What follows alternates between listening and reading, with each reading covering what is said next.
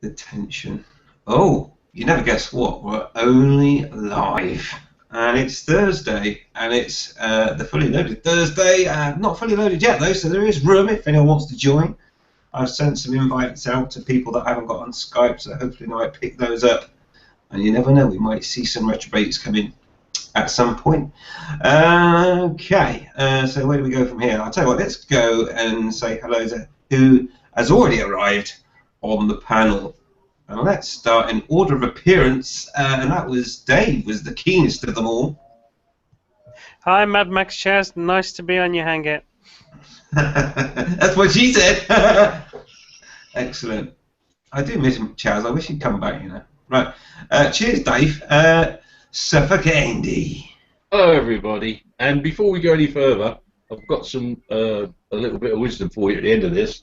But I just want to say something before we start. I've got it written down here.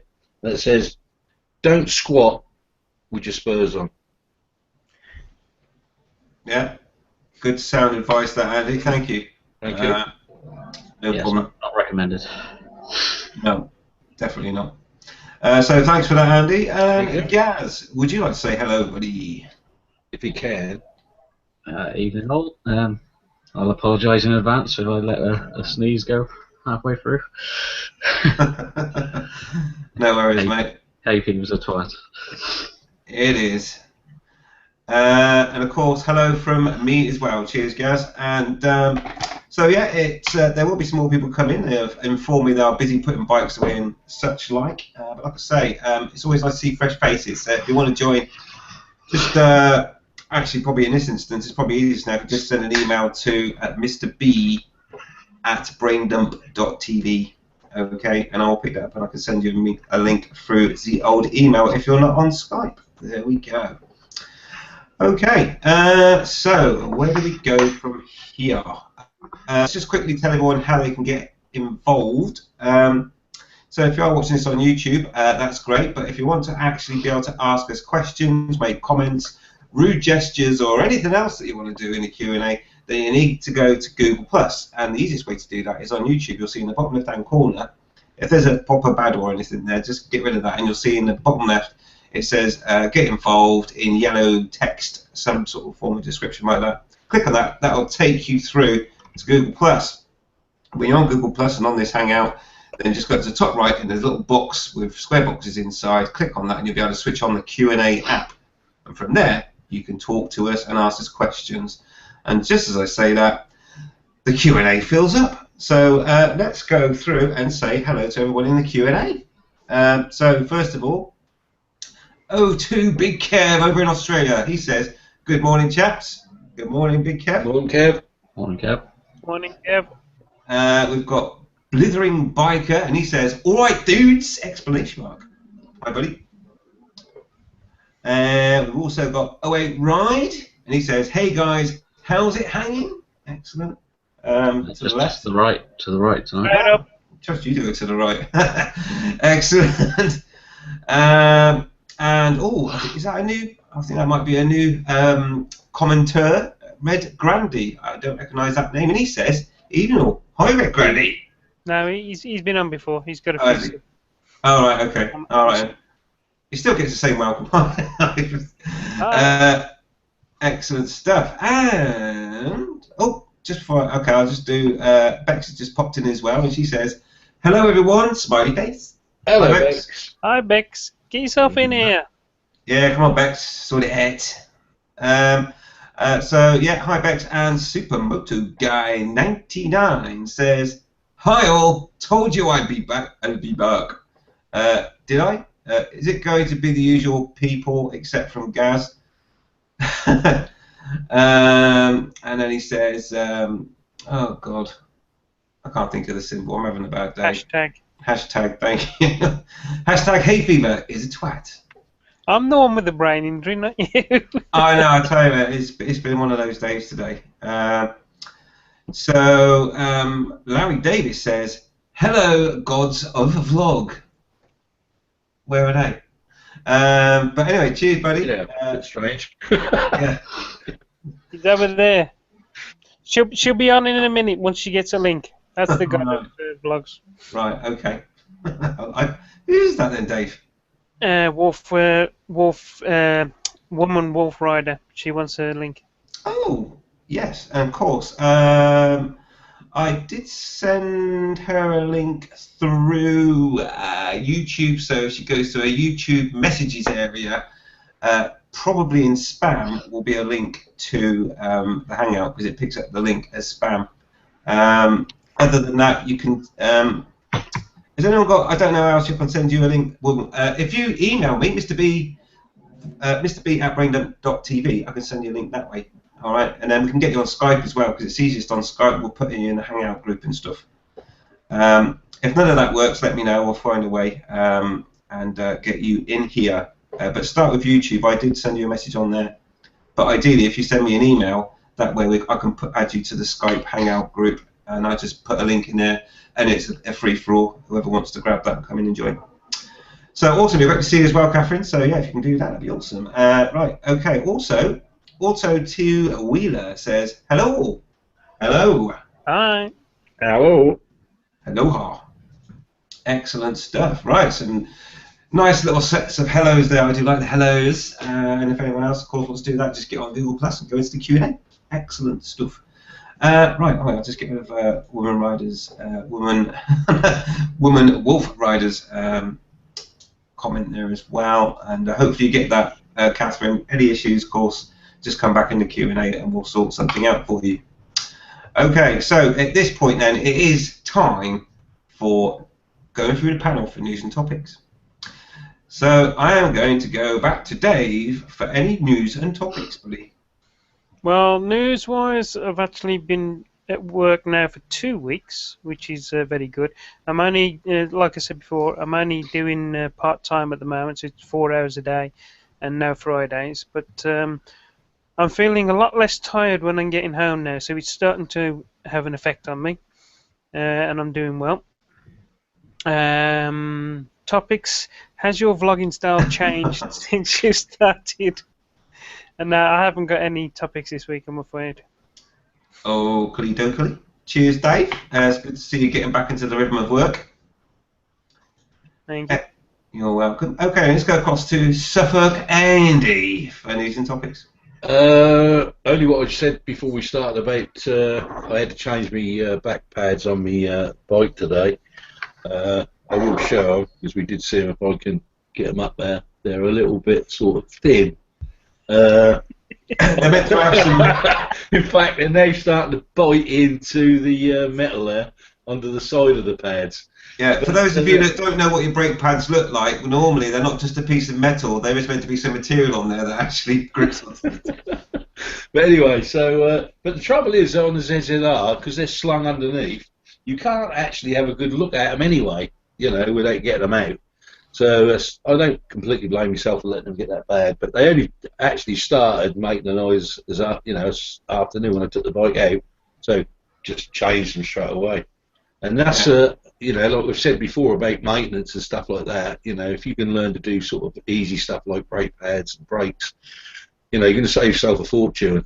You know, I think the pads were about £16.50 for the pair. So from a local shop as well. You can save yourself a fortune as well if, when you've got some money, buy your brake pads even though you don't need them. That way, in like Andy's case, when he needs to change them, he can change them there and then. He hasn't got to wait for them to come or try and risk it going down anywhere. You just change them there and then. Yeah, it was funny. You want to tell them the sound that you heard, so because when you say making noise, it might help them to know what it was. Sort of metal on metal noise. Rumble, rumble, great, great, great. Metal on metal, a high squeak. But I find that it's a grumble rather than metal on metal. It's a grumble. It's a grumble. Definitely a grumble, and it comes from the back. You know, you soon pick it up because you think, uh-oh. So it does save you a fortune if you can do it yourself, and it's not a big job. And I always say as well, if you've got a bike and you're going to keep it, always get yourself a good manual to go with that bike, because most of the stuff in there is pretty, you know, tells you how to do it, and if you just go along with it, you should be fine. So so that's the sort of news I had on that sort of thing. Topic. Perfect. Well, I haven't really got a topic, I must admit, Andy. Have you got any topics, Andy? I haven't got to me yet. I'll have to think of one in a minute. I've got one in my head, but I don't want to use it unless I have to, unless we're desperate. Oh, right, okay. I'm intrigued, but okay, we'll come back to you. Yeah. We'll No come back to pressure you if on you're gas struggling. then. So, okay, cheers, Andy. Yeah, it's good to see you've done your brake pads, mate. You kind of get like the foot pedal doesn't feel the same either, does it? It feels like a grindy sort of horrible feel. As soon as I put them on the first time, going around the first bend, I was like, well, going to the bend, I was like, there's something wrong here, So I knew what it was straight Just away. got carefully then. Grab the disc. Like. Well, I've only got any. Well, actually, I had to go up the town from mine, which is about 3 miles and back, but I never used the back brake once because I knew I didn't want to bugger up those. I think metal on metal just slide, don't you? But it doesn't. It just locks. Yeah. Okay, nice one. Cheers, Andy. Let's go across then to Gazatron for any news and topics, buddy. Not much in the way of news. Came back from that weekend. Absolutely, just got absolutely drenched coming from yours, Andy. Yeah, I got soaked getting home too, mate. I just got the bike cleaned today. Went to Squires, saw a H2 kicking about. Nice. Wasn't. I don't know. It pulled a crowd, but I just wasn't. I wasn't that impressed with it. Obviously, it's going to be different if you're riding it, but it just looks like a sports bike to me. Yeah. Topics. Only one I can think of really is how do you look after your gear, like gear care, leathers and that coming from when I was at yours. Oh yeah. When you we weren't really sure how you go about washing leather jackets, the interior parts. It's easy to clean the exterior of your leather and that, but how do you go about washing all the cloth and that on the inside? That goes for textiles as well. How if you've got textiles, how do you go about caring for that? Yeah, I like that one because I'm still not entirely sure what's the best thing. So yeah, I'll be really keen. Hopefully, some viewers might have some good solutions for that as well. So there we go. Woman Wolf Rider, I have sent you a link, so you'll get that shortly in your email. So thank you very much for that. Do that one. So I'm just doing the Q&A, and I'll come to me for news and topics, and then we'll go from there. We may need to pull Suffolk-Andy's out at some point. We'll see how it goes. Right, Larry Davis says, Dave, I took some of your advice about shading my models. Thanks. There we go. You're welcome. They come out good. Yeah. Excellent stuff. So Supermoto guy asks, who likes vintage motorcycles? I think we all do. I think we all do, yeah. I mean, I suppose it depends what year we're on about as well, but I mean, all bikes really, Wow. Had some mint Nortons today at Squires. They were quite impressive. Of course, the older they are, the more oil you need to have them running. Yeah, to keep them running, yeah. I mean, like stuff like I like the BSAs and stuff like that. Bit of a BSA person in my younger years. I do like 70s bikes and 80s bikes as well. Mm. I've got one in my garage, so I've always liked them. Yeah. Super stuff. Larry Davis says Febreze gets rid of the smell. Yeah. I'm sure it does, but I'd rather wash something than just get rid of the smell. And Wayne Ashmore says, hi, gents. Hi. Super stuff. Right then, let's carry back on. Catherine's arrived. Hello, Catherine. Hi. Excellent. Good evening. Thank you, Colin. Thank you. You're welcome. Now, I do remember that last time you said you experienced some sort of feedback issues. I think I've worked it out. You've worked out, excellent. The bar on the bottom, isn't it? And it sort of keeps stopping, and then you start to catches it when it starts. So I think I've done it somehow. Okay, good stuff. The other common mistake is that people leave the YouTube window open. It's still playing. And I'm okay at the moment. It's saying excellent. Good stuff. So welcome, Catherine. And as it's your first time on Hangout, we might as well just get you to introduce yourself and guns. So yeah, Catherine, over to you. Just want to say hello to the folks and go from there. Hello, folks. Woman Wolf Rider, motorcycle lovers. And are you drunk yet? I am. Excellent stuff. And Catherine, we've just moved on to news and topics. I guess you might have seen the format before, but we'll just we're up to you then, and then it's down to me. I always like to go last, so to speak. So, have you got any news and topics for us? Yeah, from Tuesday night about repairing tyres. You can actually repair tyres. After I bought one for £130. So. You can repair tyres, yes. Depends where the hole is. Yeah, and it can be done. And my question is, how do you clean mouse shit off your tricycle? How do you clean mouse shit off your tricycle? Yeah. Okay. Alright. Okay. Well, we know how to get rid of the smell. That's just for breeze. That's easy. That Health and safety. Do you go full glare or? Well, I use. Personally, I use a hedgehog. It just gets all in those little nooks and crannies. Okay, good stuff. And so, dirty job that somebody's got to do. Yeah, indeed, it's a shitty job. I've got this feedback thing again, so I'm gonna have to look at that. All right, okay.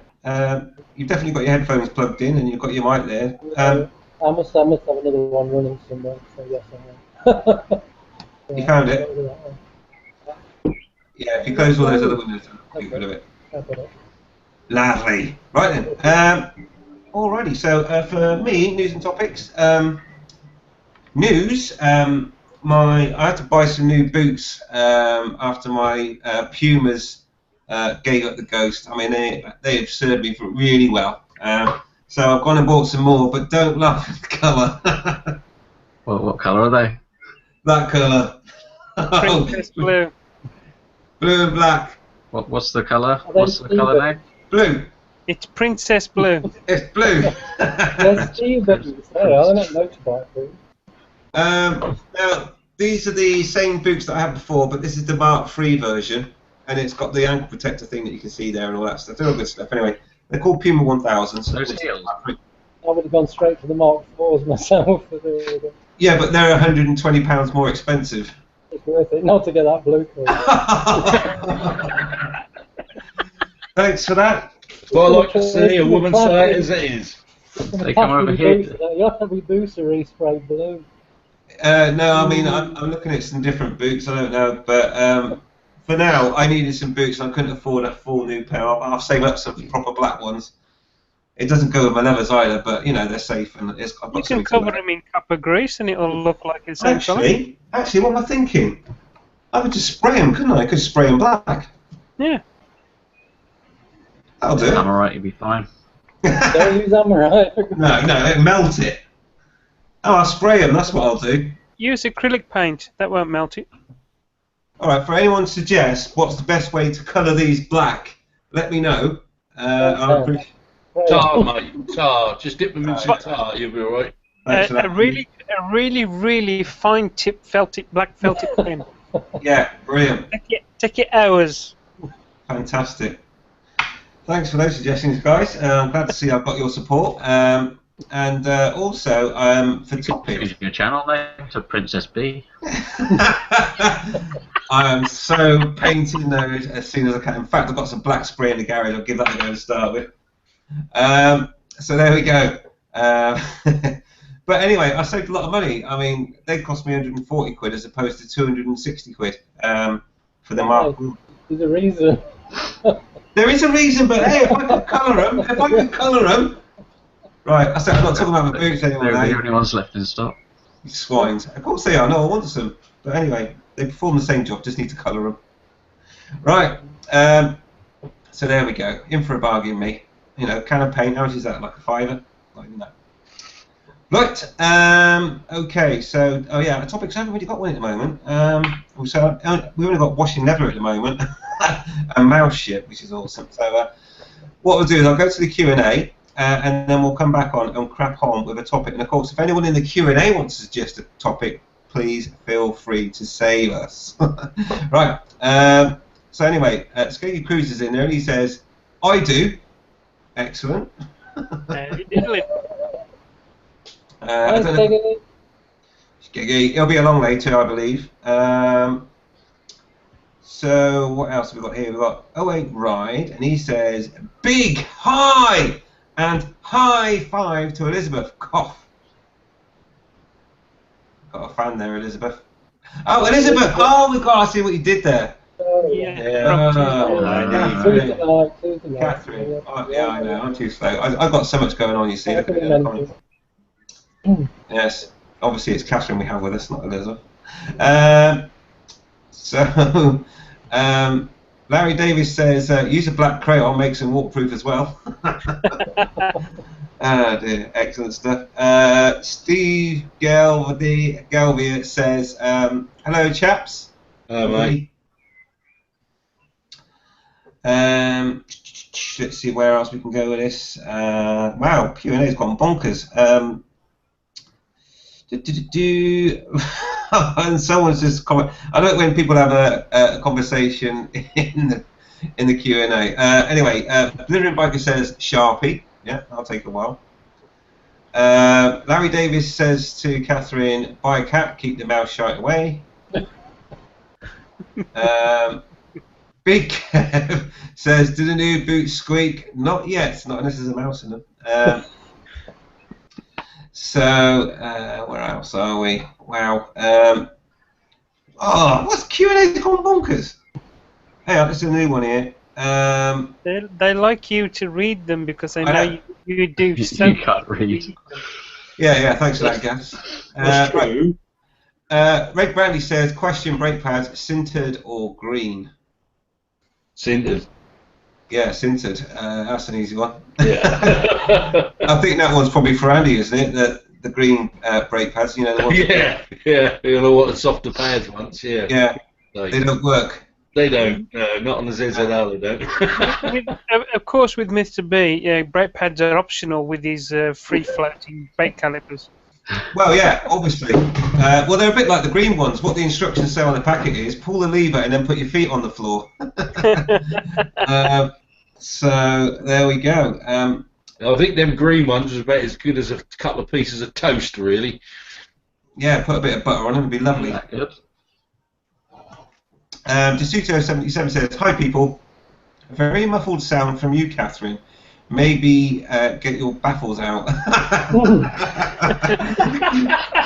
I thought she was going to spit then. Leave my baffles alone.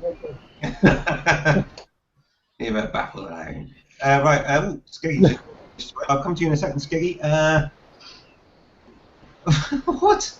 Oh my god, there's some weird stuff going on in Q&A. Anyway, let's do the easy one. Super Motor Guy 99 says, "Ha ha!" Brilliant, I love that one. That was a nice and easy one to deal with. Oh right, okay. And Tip Biker says, "Paint the boots using plastic dip, then you can peel it back off when you get bored." Winky smiley. That's not a bad idea, actually. Yeah, actually, yeah, plastic dip, spray it on, and yeah, there you go. Well, I'm thinking about that. Good stuff. Right, anyway, Skeggy's here, so let's get him to say hello to the viewers. Hello to the viewers. Excellent, Skeggy. And whilst you're there, Skeggy, it's great to have you back. And also, Great to be back. have you got sound or has it gone? I'm hoping I've got sound. Oh, yeah, I've got sound. All right, you were moving your mouth, nothing was happening. And that's what she said anyway. Right, and also, Skeggy, have you got any news and topics for us, buddy, whilst you're there? News, I'm almost back to riding full time, and topics, no, I'm afraid I haven't. After all this time, you haven't prepared a topic? What? I prepared a topic last time, you only answered 3 questions. Still sat there waiting to be answered. Oh, dear. Okay, mate. Right, let's go back to Q&A quickly then. Bex88 says, my old textile jacket when it really needed it, I took it Oh right, okay, I'm getting there. I took out the armour and then put it in the washing machine. My new leather jacket. What? Oh, so that's like fucking reading cryptic. Oh, I know. I took out the armour and then put it in the washing machine. My new leather jacket, the inside is like mesh sanitized textile layer. I'm guessing if it really needed it, perhaps a gentle wash with a cloth. Yeah, okay. So that goes to my how do you wash leathers. So yeah, see the thing is when you put a question and if you know what you're saying, that's great, but I have to read it to a point to understand where you were going with it. Bex88 says, good to see you back on the hangout ski, smiley face. Big Kev says, after watching a video by Moto Mafo, or Mafu, his chain coming off, any thoughts about what life of a chain is, and do you change the sprockets at the same time? Okay, I'll put that down as a topic, Kev, thank you. That's a good topic. It is, yeah, change the sprockets. Rubbish topic. I've got a belt. You can apply it to you as well. Might be all out of belt. How many holes in your belt though? Do you change it when it gets a bit tight or a little bit less? The holes keep on getting. The older I get, the more holes appear in the belt. Yeah. Okay, so I like that one. Cheers, Big Kev. I've written that down. So changing sprockets and all that good stuff when you're changing them. Change. Excellent. Supermoto Guy 99 says, do you think that ABS should be standard on all learner legal motorcycles? This is a possible topic. Okay. ABS on learners.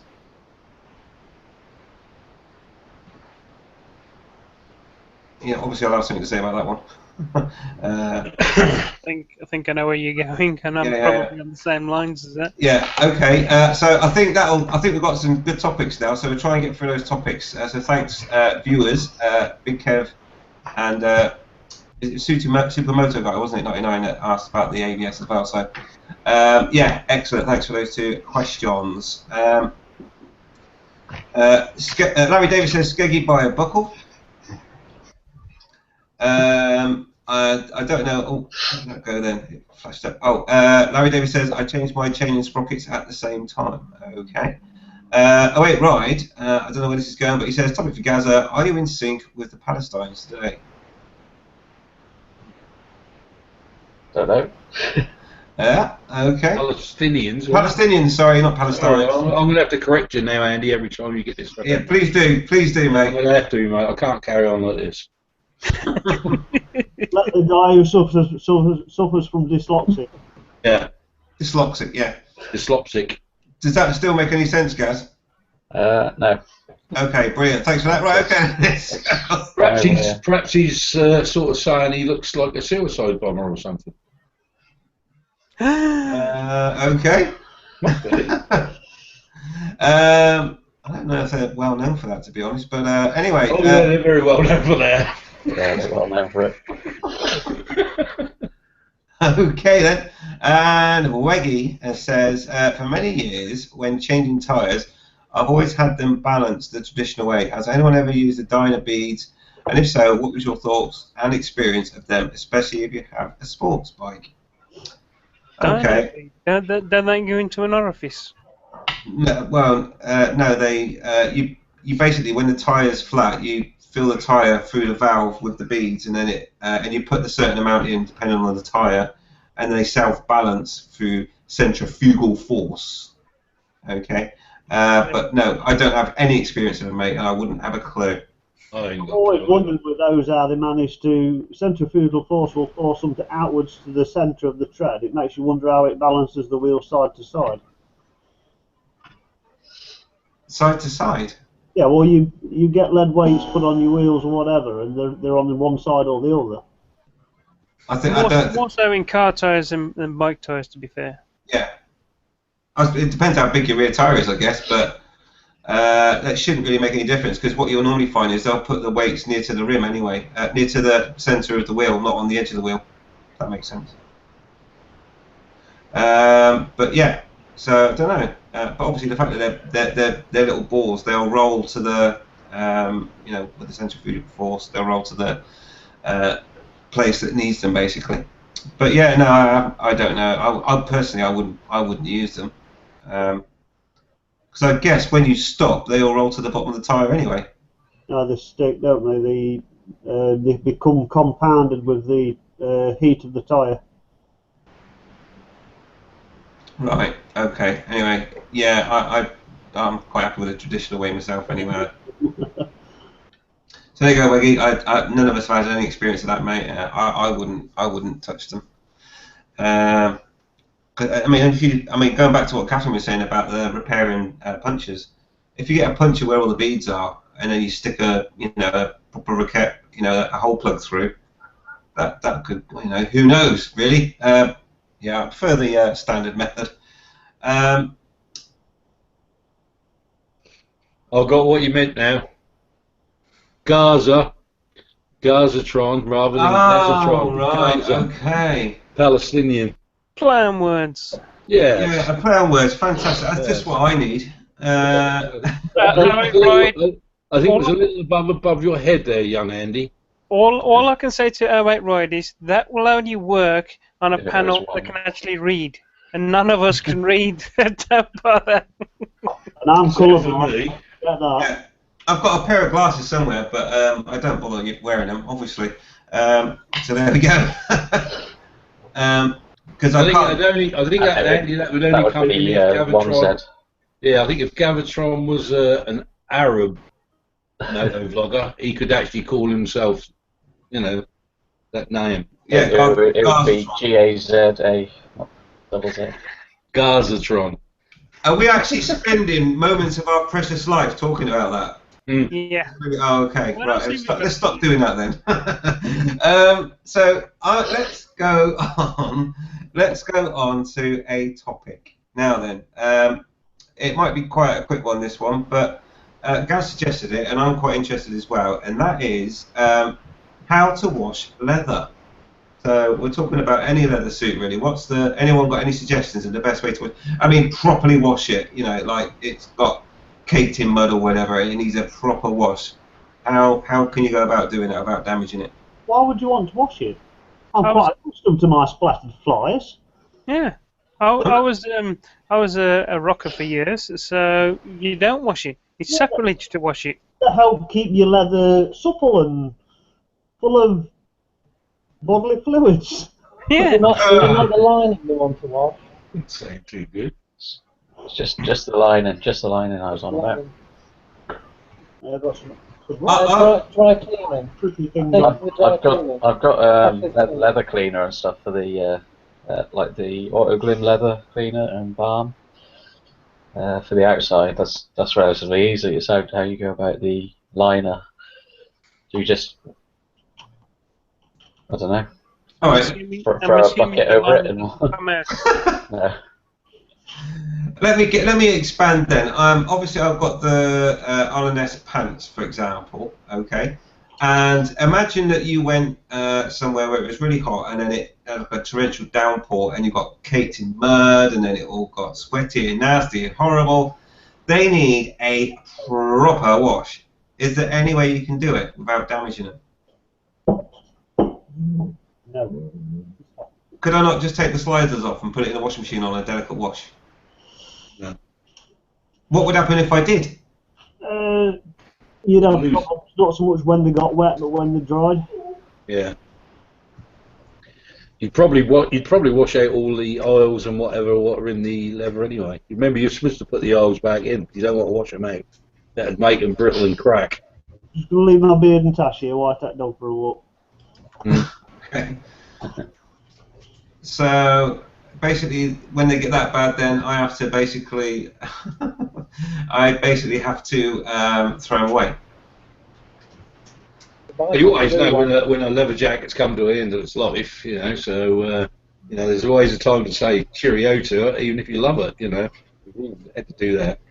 Yeah, well, I'm a tight git, and I don't want to buy Oh, so am I. others. So I'm not- I There's don't- no specialist cleaners out there, they'll do it for you. Oh, maybe Google's my answer, a specialist cleaner. Okay. Because someone else suggested dry cleaning, and I don't know if they would dry clean which is almost a race suit, pretty much. Don't know how they. Well, they don't spray chemical on, so they probably turn it inside out, spray it, and then just let it dry out, and you do the leather side of the Maybe. Okay. Right, so I almost feel none the wiser, but yeah, maybe it is really difficult, but yeah, I shall try and Google as well. Obviously, that makes sense. Google always has the answer. Now then, just before we carry on, it's only Beast Rider's arrived. I'm finally here. Hello. Hello. You're late. Bobby. Yes, I'm Time late. to call this. I call it late o'clock. So how you doing, buddy? Ah man, there's a lot going on. Whole lot going on. It's kind of stressful, but I'm not gonna put any rain on anybody's parade. So I'm dealing. I will be okay. We will be okay. Everything is just a-okay. There you go. What, you dealing? Skunk. I ain't dealing that. I want nothing to do with that. What's the matter with Skunk Darkstone? He's never done you any harm. Oh no! From all the Johns, I get all the bad news. He's trouble. Right. Okay. Oh, So, by the way, you're not allowed to see my last video. You're the only one who's not allowed to see it. I'm the only one who's not allowed to see your last video. Yeah. Uh-oh. Damn it, now I gotta go see the last video. No, you're not allowed. Or maybe you've got to unsee it. I've gotta... Oh, okay, there you go. Yeah, I can do that. Give me a little brain bleach. Okay, I'm cool with that. so whilst we're with you, Bobby, have you got any news and topics for tonight? Oh, wow. News, not so much, because there really hasn't been too much going on since the last time I saw you. I've just been, dealing with some home stuff and trying to get a little bit more work done, which seems to not actually be happening, but, whatever. Topics. What do you do when everything around you just seems to be trying to kick you in the balls? That's easy. I can answer that right now. Get on your bike and go for a ride. There you go. Yeah. It works for me every time. I hear you. Okay, buddy. Right. Let's zippy back to the Q&A. Car Bikers having a laugh with Ich glaube, Urin das Klumik word wieder unförderlichen reinigen. Excellent. I'll tell you what, Andy, you read them better than what you do the English ones. I know. That's the prize myself then. Wait till he gets to the next one. Something to do with cows urine cleaning leather without colour in it. Well, Ich bin his eye. Ich is I believe. Right. Hang on. Are you stopping it? Yeah. And Oh, thank you, Dave. Thank you. I've got brain injury. I'm trying to remember the rest of it from many years ago. You cannot always use the same excuse. And my Bing translator is not working. That's why I use Google Translate. I think urine that cow's milk is clean leather without colouring. That's what she did. Anyway, that was a gem anyway. Thanks for that, Dave. I'll translate that. Okay. Brilliant. Okay. Right, Blizzard Biker says, could use leather couch deep cleaner if it's that bad. Yeah. See, since I missed the first part of this, who peed in your leather suit? That's what I want to know. Yes, that's right. He's not toilet trained yet. I don't have a leather suit. No, my leathers have got drenched one too many times, and I just want to try and wash them if I can without having to buy a new set. But Oh, that's easy. That's How? totally easy. Yeah, no. What you want to do, you take the leathers to a dry cleaner. Dry cleaner cleans them up. When you get them back, you coat them with saddle soap and let them sit for a while, and then give them a second coat. Let them sit for a while, and it'll work. It'll get the moisture back into the leather after it's been dry cleaned. right. Okay. There you go. Yeah, okay, dry cleaners. I never knew. Yeah, totally. And then what? Saddle silk. Saddle soap. Saddle soap. Right. Saddle Implant soap. oven for us. Yeah, it's a clear, well, kind of clearish leather polish type thing. It's like wax in it. It's got a bit of a wax type feel to it. You just put it over the leather, rub it in really, really Massage thoroughly. it in. Yeah, massage it into the leather and just let it sit for a while. Wow, Yeah, leather balm work. That's when you cue the porn music. Yeah. Okay, right, excellent. I've made a note of that. Cheers, Bobby, that's excellent. And Hebcat Harley backs it up and also says, yeah, saddle soap is the way to go. Excellent stuff. Right, there we go. My problems are over. Dry cleaners and saddle soap. Super. Okay, Von Schwarznatter and Calm Biker, they're having a conversation on their own there, so I'll skip past those at the moment. Potter's Biker says, hi to you all. Hi, Potter's Biker. Big Kev says, I don't wash the textiles as it shrinks them, or am I getting fatter? Either that or you'll put them in the tumble dryer for too long, mate, or too hot and they're shrinking that way. you're too much of a friend for me to tell you, mate. Yeah. Right, okay, I'm going to skip on past people being fat anyway, and go to Potter's Biker, who says dry cleaners, I think. Yeah, I think that's a resounding... Von Schwarzenegger says, I put baby oil on my leathers. I bet you do. Okay. Right, what else have we got in here? Oh yeah, Bex88 says, I think best way will be to just turn the jacket, trousers, etc. inside out and wash by hand, maybe with mild detergent. Okay. I might give that a go, but I think I'm going to definitely try the old dry cleaners. Headcat Harley says, hi all, took a sheepskin leather jacket to the dry cleaners once. They will charge a bomb and won't guarantee they'll be okay. A woman who worked there said she's shaken back on the inside and hoovered it off. Really? You have to sing the song at the same time. Yeah, get the freshness back. Freshness back. Everyone instantly shows their age. Okay, It's like you clean it all up with fairy liquid, and then when you go out in the rain, it'll sud itself, won't it? Mm. yeah, good like the Michelin Man. Thank you very much. I've got an image in my head now, something coming out the bottom of my trousers, and I don't want it.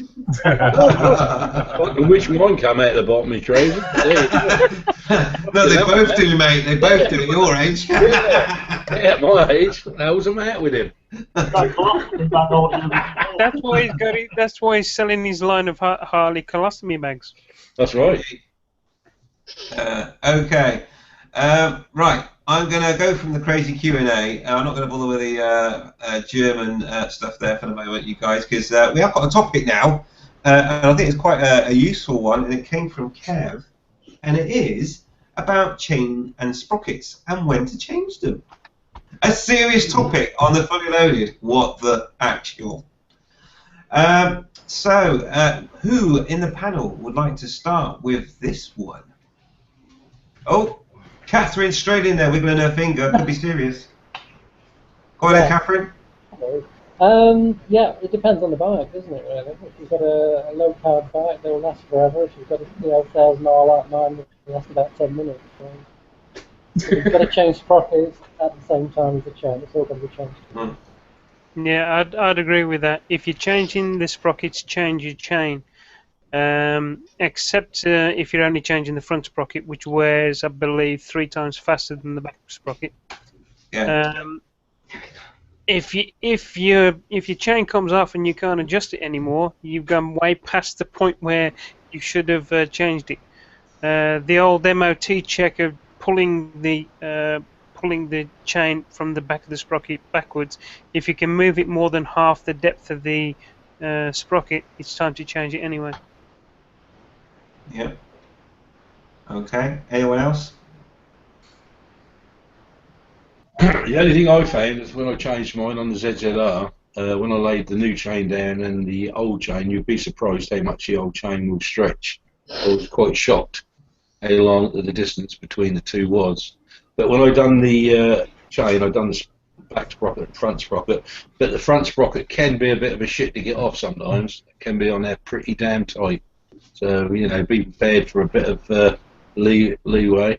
But also, as well, with some chains, you think you can put a split link in. But if you're on a high-powered bike, don't even go there. Make sure you get one what's being punched in, you know? Oh, yeah. I'd agree with that. Yeah. You know, you might think you can put a split pin in, but I wouldn't. Not on a high-powered bike. My bike is a 600 Divi, 22 years old. That's the highest I would go with a split link. It's low horsepower, it doesn't go very fast to 600, but anything more than that, anything with a decent amount of horsepower, don't even risk it. Just use a proper straight-through chain and a proper riveting tool. Yeah, I think you can go on YouTube and buy like a riveter and chain cracker for about 25-30 quid, and if you're gonna, you know, keep bikes for many years, especially that bit of kit in your toolbox anyway. Well, I gotta say, if you put your bike in gear and you turn the throttle and everything spins except your wheel, it's time to change the chain and sprocket.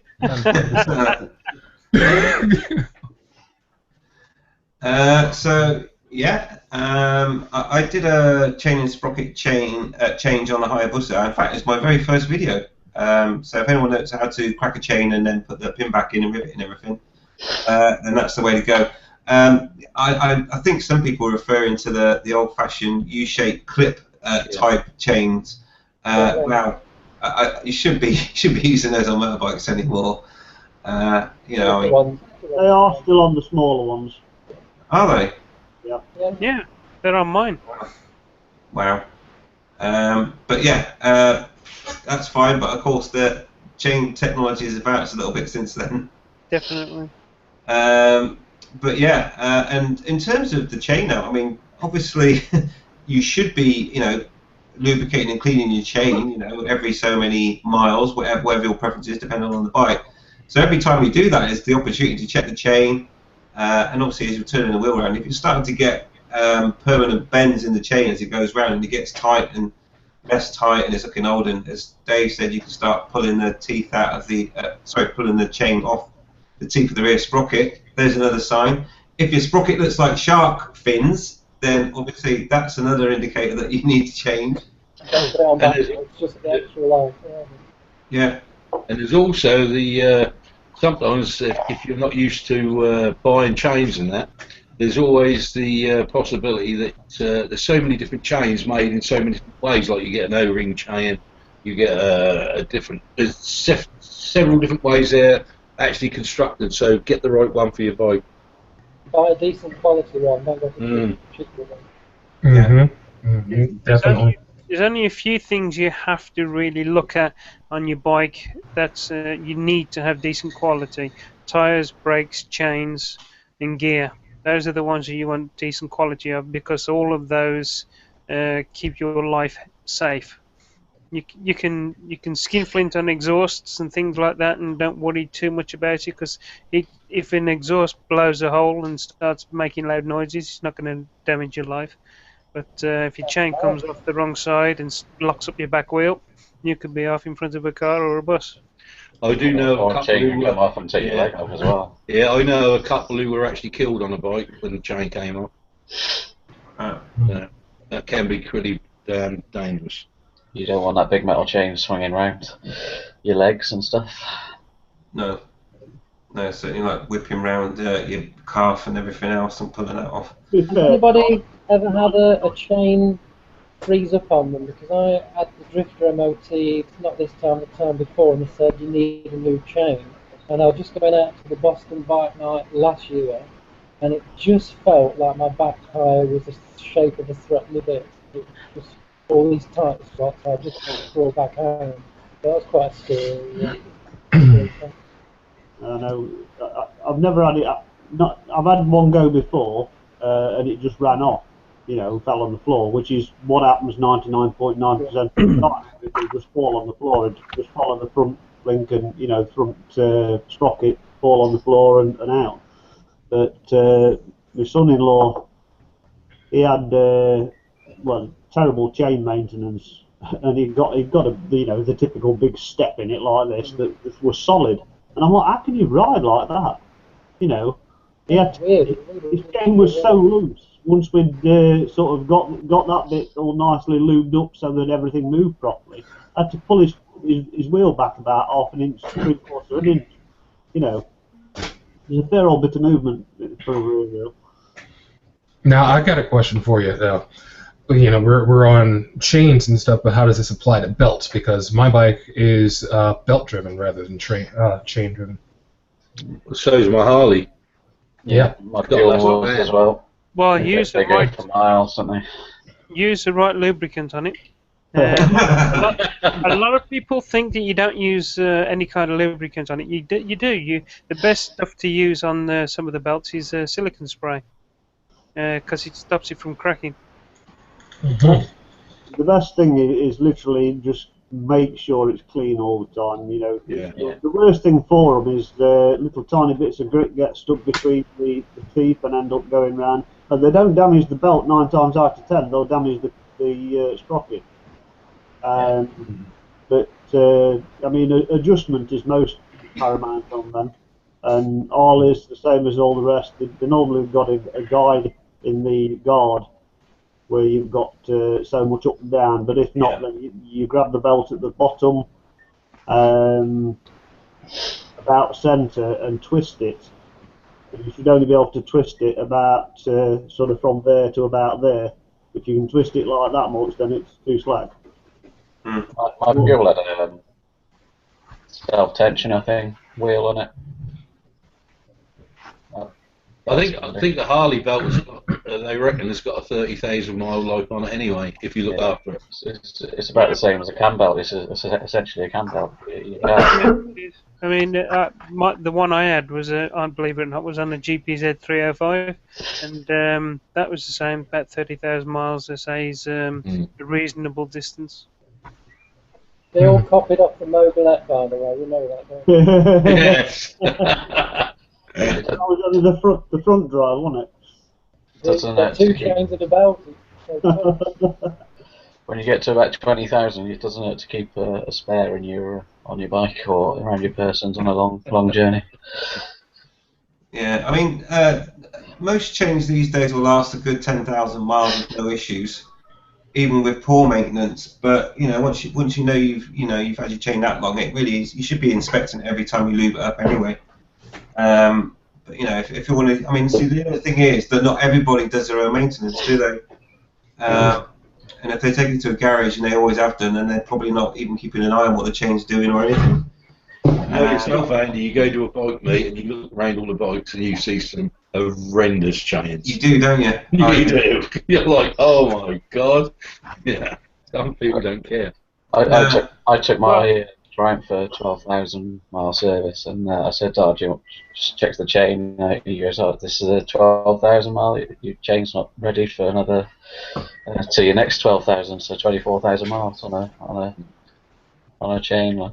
See, but that's where I take issue though with service departments, where it says in the manual, right, it's 12,000, doesn't need a chain yet. But what if that chain has been abused and is totally knackered because it hasn't been looked after? They can't say, oh, the book says. It's you have to visually check it, don't you? You can't just go by. I just changed it for peace of mind because. Yeah. And I've got a good one as well, X-Ring, DID, X-Ring 520. Yeah. It's one of the main reasons why you do your own simple maintenance. We're not talking about changing oil and stuff like this here. We're talking about the end of your ride or the beginning of your ride. Put it on your centre stand or on your side stand or whatever, and you just wheel it forward. You check your tyre to make sure you've got no nails in it, and while you're there, just look at your chain. Just put your finger on the chain to check you've got the correct amount of movement. For mine, it's up to 1.5 inches, and you just simply do those kind of things. A little bit of spray oil on the chain. It's the basic, simplest things to do, and it can keep your life. It can keep your life. So get doing it. Get used to doing it. before I went to Wales, I gave my bike a good clean, oiled up, lubed up the chain and everything. That's only because you didn't want Mr. Beast to pointing out saying, "You missed that bit. You missed that bit." You missed that bit. Yeah, but now I've again cleaned my bike today. That's since I got back and did the same. Just every time I clean it, basically, I do the chain. So. Well, remember to take David's advice. Lube up regular, it'll save you leather. If it squeaks, lube it. Indeed. So yeah, I think we've pretty much covered that now on the chains. Just one more thing. I think some of the tools as well aren't really compatible with every type of chain, like X-ring. Some of the what? Sorry. Like the rivet tools and right. the chain tools. Sometimes they're not compatible with X-ring. They're usually compatible with O-ring. And what's the other one? Yeah, there's several, aren't they? Couple of three, aren't they? There's like three different types, and they're not always compatible with every single type. So make sure you got the right tools when you. With each chain. Yeah, when you buy a chain breaker, make sure it describes the chains that it will cope with, because some of them the pins aren't strong enough that push the rivet out. But just for reference, though, I'm not plugging my video, but the very first one I did, I used a chain breaker on that, and I put on an X chain on that. So there we go. And the chains don't get any bigger or thicker than the Hayabusa, pretty much. I mean, it's a heavy-duty chain, but anyway, you might find that useful. If you want to do your own chain and sprockets, and I recommend you do. But yes, and also, I think we've already said it, but you always change your sprockets at the same time as you change your chain. It's as simple as that. There's no exception to the rule on that one. And if you want to be OCD, keep an eye on your front sprocket because it does wear quicker than the rear, because it spins more revolutions per the rear, so obviously it's going to wear faster. But in my lifetime, apart from when I rode the older bikes, I don't know, it used to be a different thing those days. Everything seemed to wear out a lot faster on the older bikes, but the newer bikes now, I've changed sprockets, and I've never found issue with the sprockets that was, like a major should have changed them sooner type thing. So it's usually lack of lubrication that causes them to wear quicker. Yeah, absolutely. And abuse, like keep using the clutch to make wheelies, for example, that will abuse the sprockets as well. And if anyone's got an R6 that hasn't got a dodgy second gear, then you're lucky, because most of them have all been used for wheelie machines, and second gear is completely knackered, as well as the sprockets and chain. There we go. Now, before we go anywhere else, we've got a new member on the panel. And Hello. it's Gav. Hello. Hi, Gav. Hello, mate. Can everybody hear me fine? Just checking. Yeah. Yeah, cool. That's all right. I've got one of these stupid like lapel mics. Checking Well, them all right. Yeah, it's working fine, mate. How you doing? Nice to have you along. Good. Yeah, thanks. Enjoyed it last week, so I thought I'd pop in again. Excellent stuff. And whilst you're there, have you got any news? Only about myself, really. I've had the check in the post today for my insurance claim, so bike shopping at the weekend. Woohoo! Right. Yeah, finally back on the road at some point. You got any bikes in mind? To be honest, I'm probably just going to buy exactly what I had before, because I did like it that much, and I'm not ready to upgrade or anything like that. So Right. just stick with what I had, basically. Yep. Go with what you know. Yeah. Excellent stuff, buddy. Okay. I'm going to nip to the Q&A, and we have got some more topics. So Wayne Ashmore says, what about shaft-driven bikes? How often do you change the oil in them? About every 12,000 miles. There we go. Just go straight in with 12,000 miles. Yeah, in the rear hub. They tend to be fed from the rear hub, but it tends to be around about every 12,000 miles, 20,000 kilometres, something like that. Cool. I can't add anything to that because I've never had a shaft-driven bike. I've never had the shaft either. Okay. Oh, hang on a minute. Say that again, Dave. Oh dear. I've only gone. Right. Okay. So yeah, I think that's pretty much it. Just giving you the answer there, buddy. Only surprised that Dave's never had a shaft, really, when you consider he does know that argue with his wife about bloody mashed potatoes or roast. Oh, shut that. Okay. What? That's good. I don't know if you guessed Calm and Von Schwarzenegger, but you know how crazy doing this is. I'm not going to get to all your German chat. Larry Davis says, get the missus to wash it. I'm guessing he's on about the leathers. Someone's got a call coming. Who is it? Coming through the house. Someone's getting a text or a phone call. Right.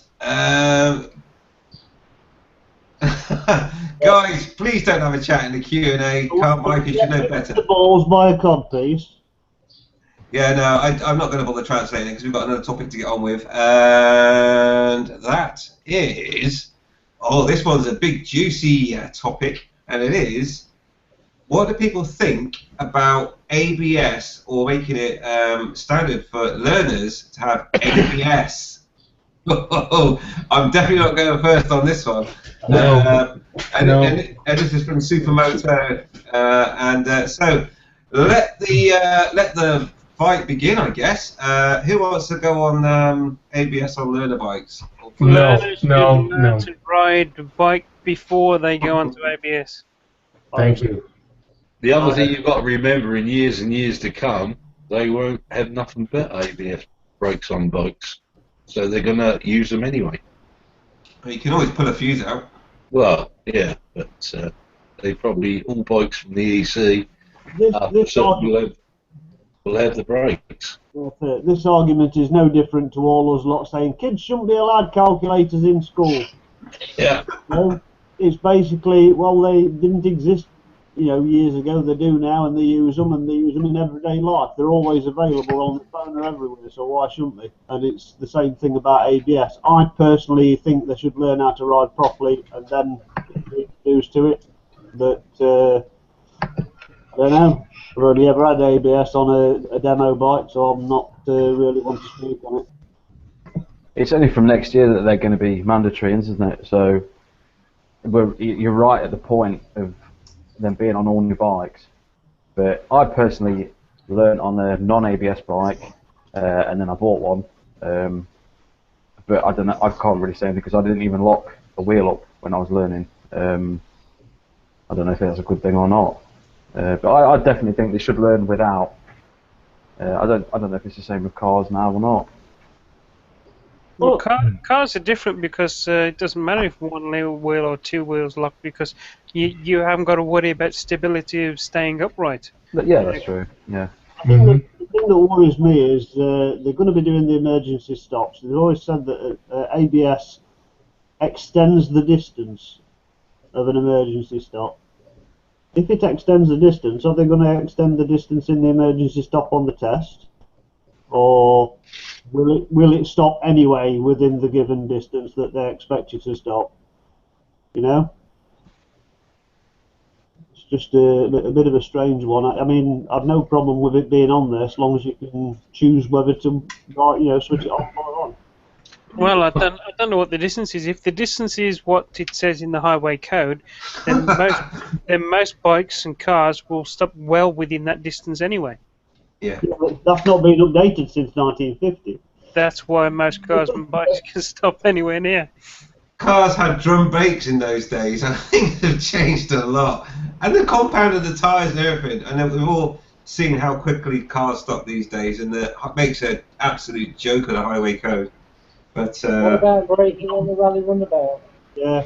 Oh God, yeah, the rally runabout. Brake blocks in the front. Yeah, I know. It's shocking. And no suspension. What the hell? On tail or front. Go on. You had suspension, you had adjustable in the front tyre, you just depended how much air you put in it. You go motocrossing on a flipping rally runabout and tell me about blooming tyre pressure. It makes no freaking difference, trust me. Oh, wow. But yeah. So anyone else want to have a go at this ABS mandatory kind of thing for learner riders? Honestly, I think it's already been said. It's already been said. But if they're going to go out and learn, They need to learn without the ABS because they need to learn how to have control over the vehicle. If they don't have the control over the vehicle, they shouldn't be on it. If they're going to do a standard thing and put ABS on the bikes and all that, like mine has it, you know, and like I said, it has come in handy before, but I also know how to handle it without it. They need to know how to use that, and if they're going to do it as a standard thing, they need to give you the option to turn it on and off. So you've got to remember as well, Andy, that the powers that be that set all these rules and regulations must think that ABS is more safe for us than it is without it. That's why they're bringing it in. That's, you know, not bringing it in because they can. They must have looked at it and thought, well, ABS is more safer for a biker as it is in the car. No, but how many of them ride? None of them. Probably not. None of them. They must talk to the manufacturers and everything else. You mean they must take a backhander from the manufacturers of ABS systems and get lots of money for it? Do you think? The people who make it, yeah. Probably fed up of being in their luxury cars with a set of lights and seeing a biker come past them and do a stoppie just in front of them and then pull away when the lights change.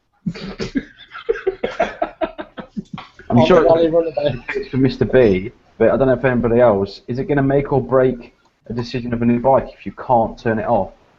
If there's somewhere that you cannot turn it off one bit, is it going to put you off buying that bike? I would never buy a bike where I couldn't disable the ABS. Never. Yeah, I thought you'd have that. No. Yeah. And I'll tell you what, just to back that up as well, and I know David's experience as well. I had a situation today, right, where my only, and you know, I could have been mowed down by a Mercedes, and my only way I could get out of trouble was being able to lock up the back wheel and step the back end out to get through a gap. If the ABS had kicked in, I would have just gone straight, and I don't know where I'd be right now. I might not even be here. So first an Audi, then a BMW, now Mercedes. Yeah, German car, obviously. Sounds like the Germans do not like you, Mr. B. Maybe that's what it is. Maybe I'm the only person that's a victim of German car drivers. I don't know. No, you're not. We all Oh, are. okay. Probably not. Okay, order restored then. Order restored. I have a slight problem with Audis. Yeah, but no, I mean totally today, absolutely today. I'm not going to bother posting this shit because my channel's not about fucking. Oh, look at this, and that. I know. Apart from the two I posted that, but that was to make a point about something else that's coming soon. But yeah, if I'd have had ABS, I would have probably been in hospital right now. And that, you know, it fucking winds me up, as you know. But yes, in terms of the question anyway, the topic, yes, you should know how to use your brakes and not, you know, be taught on an ABS bike where you don't learn how to use brakes. Because at some point the system may fail. What are you going to do then? Oh, I've not been taught how to use normal brakes. I'll just stop right here and leave the bike until someone can repair the ABS. What the? It sounds from the squeaking your old boots don't want to be thrown away. What's squeaking? Can you hear the squeaking then? Yeah, it's not me. It's that bloody mouse, isn't it? I think it is. Yeah, so are you and your bloody mouse shit, Catherine. It is. But yeah, okay, it's got to get quiet now. Does anyone else want anything else to add to the old ABS stuff? No, I just agree with what everybody else has said, to be honest. Yeah, definitely. Yeah. It's just crazy. I mean, to lock at the back wheel is one of the fundamental principles of how to ride a bike. You know, maybe I'm just old school, but you know, it's sometimes you need to do it. I know it's probably been said before, but I mean, car drivers, before they pass a test, they need to ride a bike. All of them, just to see what it's like. Yes. Yeah. I've said that for years. It's more important than ABS, I think. I said they need to be riding for 2 years just to learn how the road surface changes in different weather conditions, what to look out for, what we look out for. There's so much car drivers can learn from riding a bike for 2 years before they get in a car. Mm. And one thing I would say is just as well is the people that actually, and I guess that this all is coming from Europe, and I say coming from Europe, I know we're part of Europe, but I'm pretty certain that, oh, I hope so anyway, that no one in the UK said, oh, I know what, let's put ABS on every single bike. But then we don't know about the backhanders and all the corruption that goes on. You know, obviously a lot of it's corrupted influence that brings a lot of these laws in anyway. But I think they should really learn how to ride a bike first, and then make choices based on their knowledge rather than based on money, I guess. There we go. Okay, right. Let's go to the Q&A and see if we've got any comments about ABS. Right. Little Biker says, don't see the point. No point letting them get dependent and then passing their test and not being able to afford a bike with ABS. Well, yeah, that's a good point, isn't it? Because obviously the older bikes won't have ABS, and obviously a lot more affordable for those on a tight budget. Buy older bikes. Older bikes. Older bikes! Like an RG Gamma or something, that'd be awesome. Yeah, I would love an RG Gamma again. I wouldn't swap it for a bloody Harley. Hang on. What? Let me just... No, don't do it! Don't do it! Actually, no, do it. It might go viral. No, I'm joking. I'm joking, Catherine, obviously. Right, Hepcat Harley says, leave your chain the night before a ride, not 5 minutes before leaving. Oh, yeah, good point, mate. Yeah. It's the best time to leave your chain is when you just parked it up because it'll still be warm and it allows the lube to soak in better and stuff. on somebody else's drive. Yes. I actually use off-cutter carpet under my bike, so when I lube everything up, any extra lube doesn't go where my back wheel goes or anything like that. I just roll the carpet up after I've finished and put it in its store. Yeah, that'll do it. And the other thing, of course, is that if you do lube it just before you go and ride, okay, don't anyone start trying any innuendos, but there is a good chance it's going to flick off again. A lot of it will anyway onto your back wheel and stuff. So yeah, but best do it once you park it up. It's the best time when you get home. On the back tire spin. Yeah, brilliant. That's what she said. Okay, Larry Davis says, cheers there. It's all in the timing. Cheers, Bobby. Larry Davis says, never mind ABS. They should learn not to text when they get to traffic lights. Oh, let's not cause an avalanche here with texting. I can't believe. Oh no, let's not go there. Oh, don't be tempted, Mr. B. I saw a wonderful young lady the other day on YouTube, not in person. There's a parked car. A car is stopping, waiting for a lorry to move. This lorry moves out of the way. He doesn't move, and all you do is get this bike, come straight at him. He hits her. The bike hits him. She goes over the bonnet. Her phone comes off her hands into wherever. She was texting while she was riding the bike. Yeah, I've seen a video of another rider catching someone on a scooter texting. Yeah, it was only a scooter. It was in Taiwan, I think it was. This was in this country. Yeah. Wow. I've seen somebody do it, yeah. I've even seen a guy with an open face helmet shove his phone inside his helmet here and talking, and then he pulled off. Oh my god, I'm going to have to rewind that and make that a soundbite because that was hilarious. Any chance you could reword that? Yeah. It must have been a small phone, I guess. I don't know. But, oh man. Wow. I actually just scared the hell out of my wife yesterday. We were taking a walk with the kids, and as we're about to cross the street, we actually stepped down into the street. We're in the crosswalk at a stop sign. This woman pulls up to the stop sign. Not only is she not looking at us, she's not looking at the road. She's looking down at her phone. Pulls up into the crosswalk, like so close that if I had kept going, thinking, "Oh, she'll stop at the stop sign," she would have run over my daughter in the stroller. And I screamed at the window. I said, "Put down the phone and fucking drive." And it's just like it happens so often now that it's become a mantra. I get so pissed at it that I can't control myself anymore at this point. And I try not to do it on the bike, but it's hard. It's hard. It's really hard. We know you're telling the truth, Bob, because your wife nodded her head. Yeah. I didn't realize you could see her back there. Oh yeah. Oh man. No, but it's retarded. She never even looked to see that we were standing there. Mm. She had her face in the phone, pulled up to the stop sign, into the crosswalk. Face did not lift up from the phone. She pulls off to go around the corner. Did not look up to see if there were any other cars coming. She's got her face in the phone the whole time. Turns the corner. I'm like, put down the phone and drive. She slowed down, saw a gigantic black man standing at the corner, and went, shit, no, I'm going to leave. I was waiting for you to say, Bobby, that you picked the car up and threw it into the sidewalk. Oh, I wish I could have.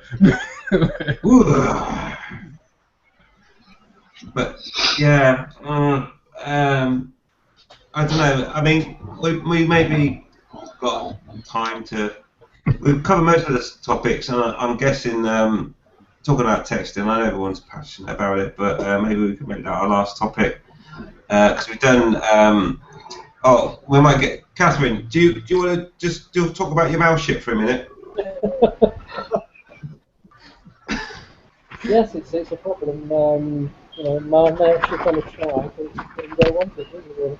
I use T-cut, and it seems to go with that. You T-cut the mouse? No. She shot the mouse.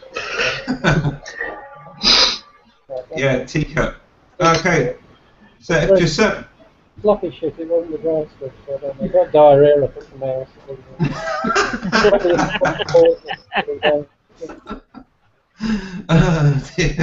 Living in the countryside, it's terrible, I know. You can always get those really cruel traps that where they get stuck to them.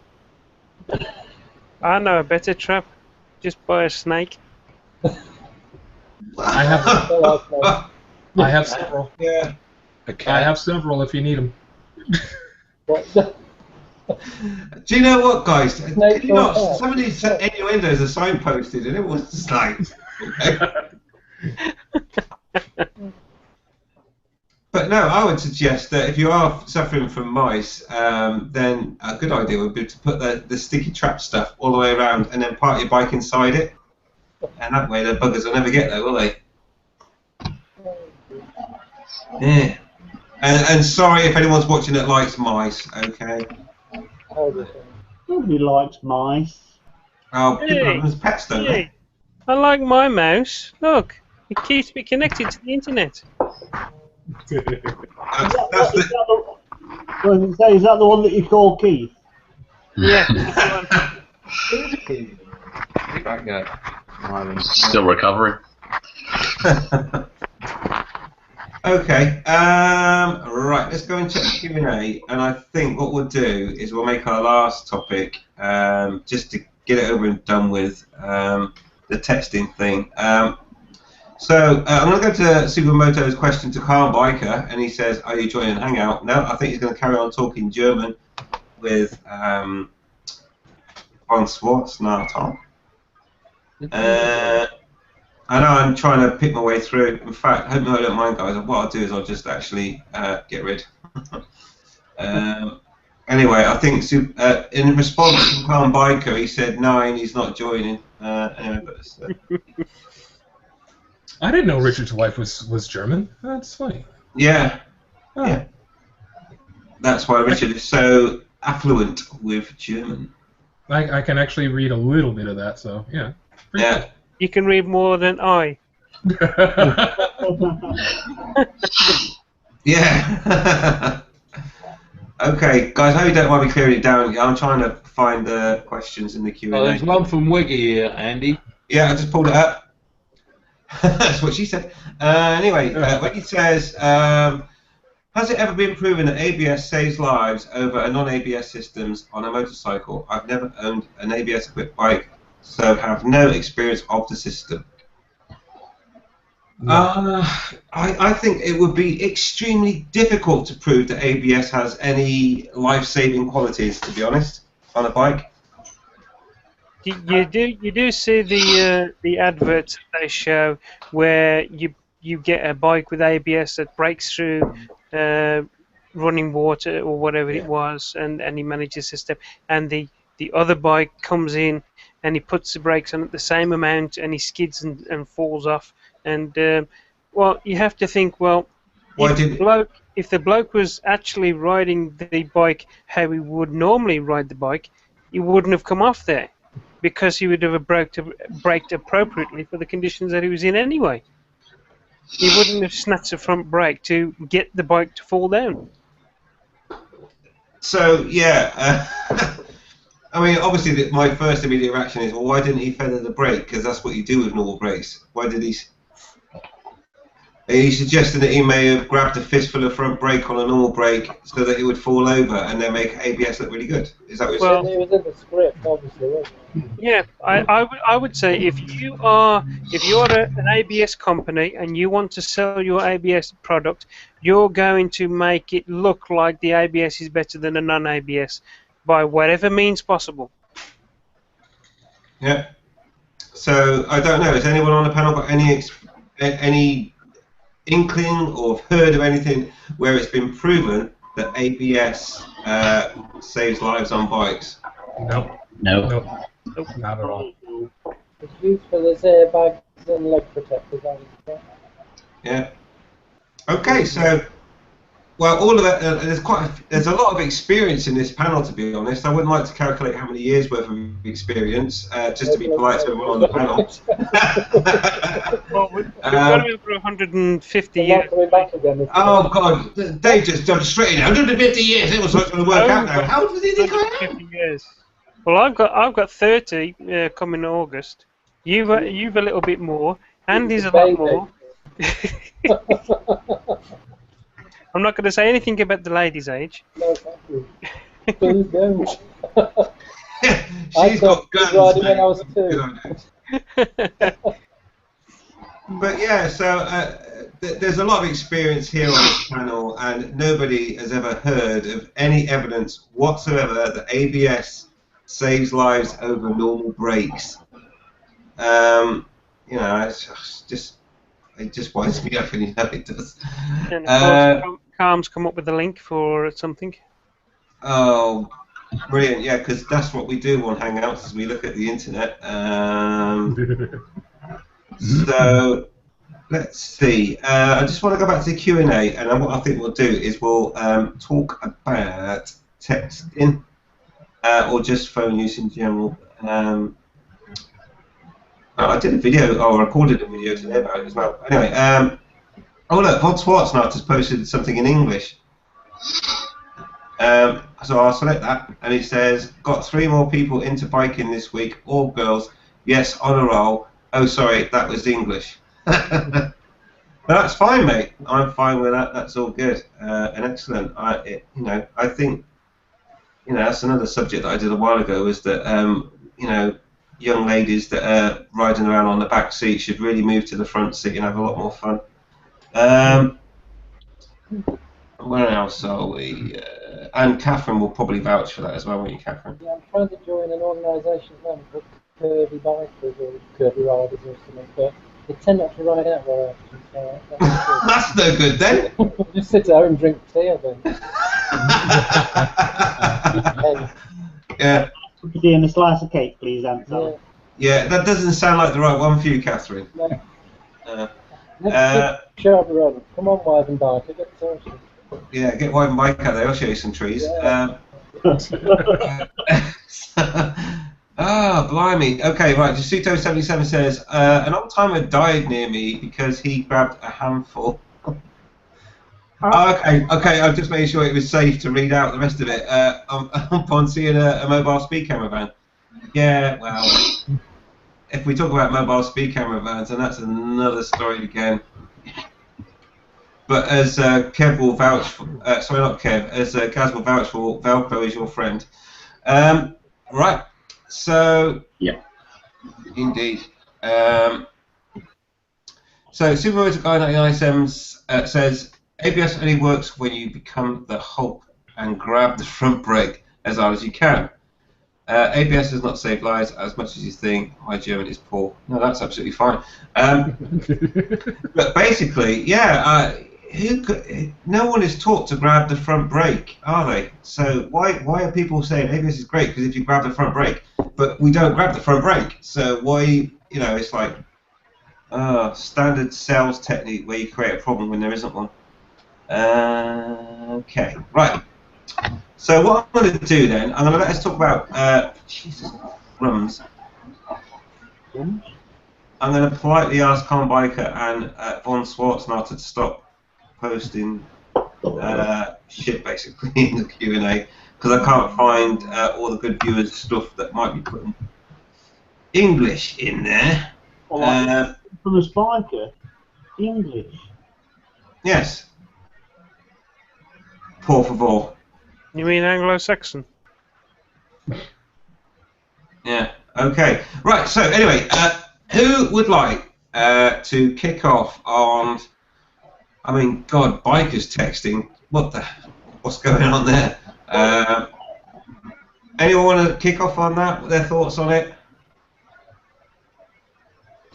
I've not seen any bikers texting, but I've seen a funny video recently of a pedestrian texting coming up to a junction, Yeah. and a van stops at the junction, and he just walks straight into the side of the van. Yeah, I saw that.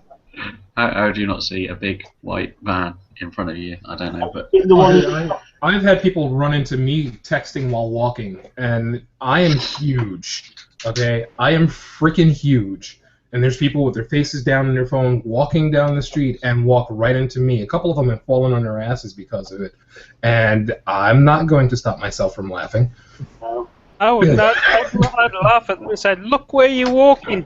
Continue laughing and pointing. I think I'd do as well. Have you seen the one? Have you seen the one where the woman texting in the shopping centre and walked straight into the fan? Oh, jeez. Just texting like this, just walk straight into a fountain, into like the water surround and everything like that. Splash. Wow. Collection, I think they call it. You know what the Chinese have opened up on their pavements? They made a specific part of the pavement and they call it the zombie walk, and it's purely for people that are texting and using their phone. It's padded signs. all they're doing is walking like this, and so they're only allowed to do it in one particular part of the pavement, and it's called the zombie walk. I want to know what's so important. Like people to get on the phones all the time anyway. I know. It's for high-flying business people. Nothing. Well, the trouble with us lot is we've all grown up where the phone was in the house. And if it was ringing and you weren't there, you would not know that it was there because you didn't have answering machines. It's as simple as that. But a ringing phone does not mean it's got to be answered. It only means somebody is calling. You haven't got to answer it. My phone is hardly ever answered. The only thing that answers my phone is my answering machine. And you'd be surprised at how many cold callers don't leave a message.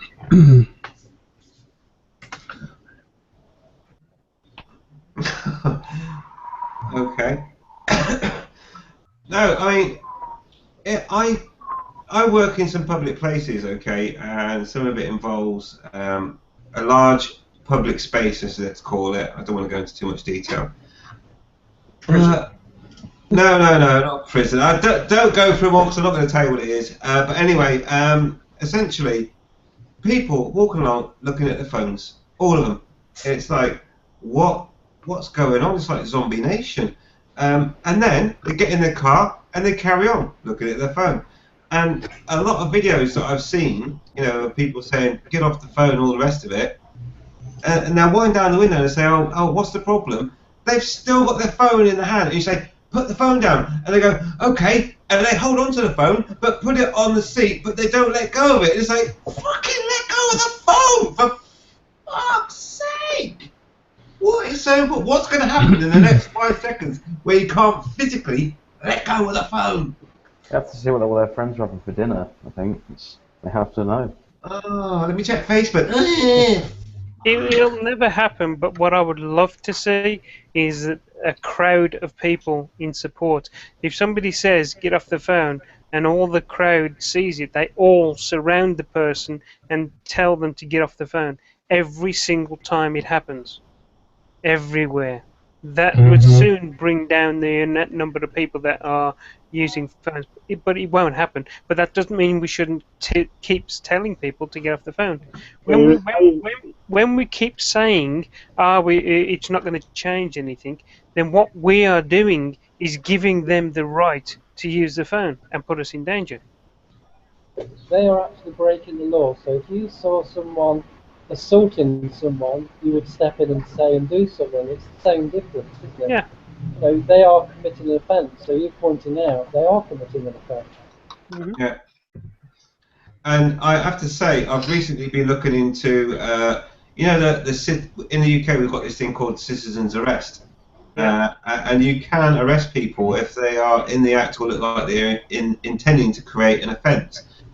Now, it doesn't narrow it down much more than that, really. It tends to talk about robbery more than anything else in terms of the wording. But, of course, if I see someone on the phone who is texting on their phone whilst driving, and I mean when they're moving, all right, I'm not so bothered about people parked up, to be honest, at traffic lights, I'm not. But people that are moving, that's where I take issue with. And so surely the citizens arrest thing comes into play. But I don't want to get into someone's face over them using their phone. All I want to do is say, I've got it recorded, so I'm making a citizen's recording of you committing an offence, and then all I want is 15% commission on all the fines.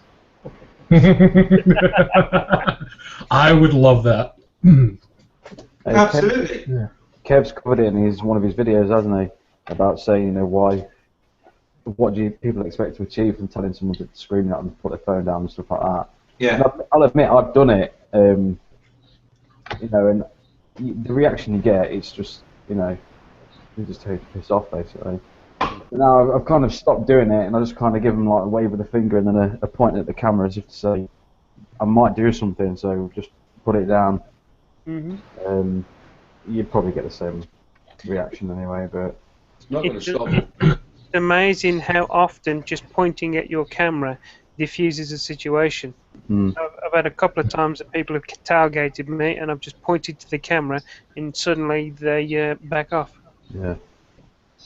I've even done it when it's not been on, and the battery's died, and they've kind of gone, oh, Bluffing! Yeah, I've done that. I don't know you're bluffing.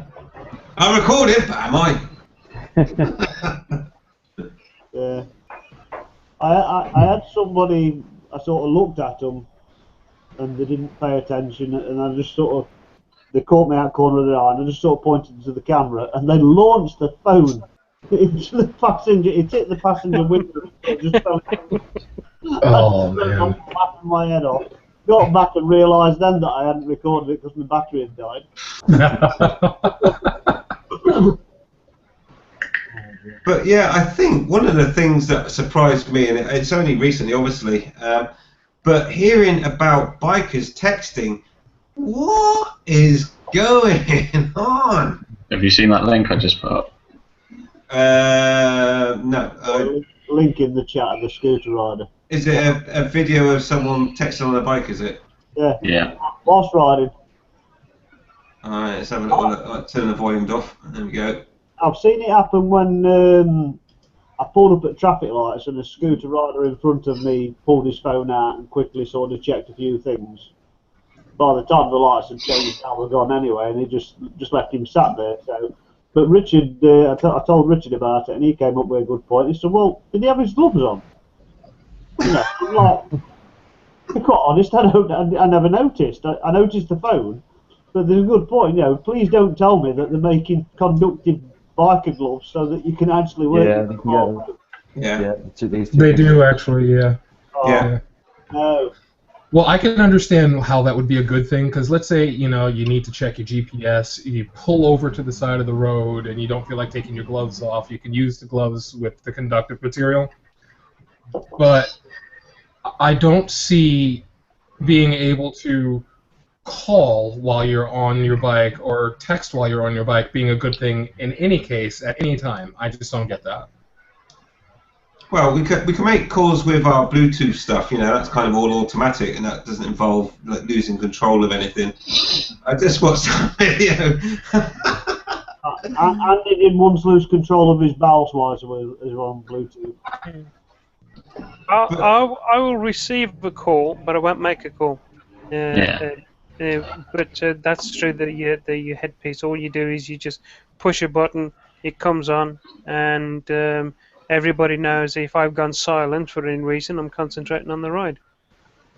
Yeah, Which is what we tend to do. Even when we're vlogging, all of us will know if we're coming up to a situation where we need to concentrate, we are quiet and we just edit that bit out in the vlog, which is why you get jumps every now and then. Yeah. Yeah, I mean, I don't physically like dial a number on my my Bluetooth. I just press a button and it will do the last number redial, which I've set for emergency services. So, you know, and the reason for that is that if I'm being threatened by a driver, or I see something particularly dangerous, or I need help if I've come off, all I do is just press the button for like 2 seconds, and it will just dial the police, and I can call for a service.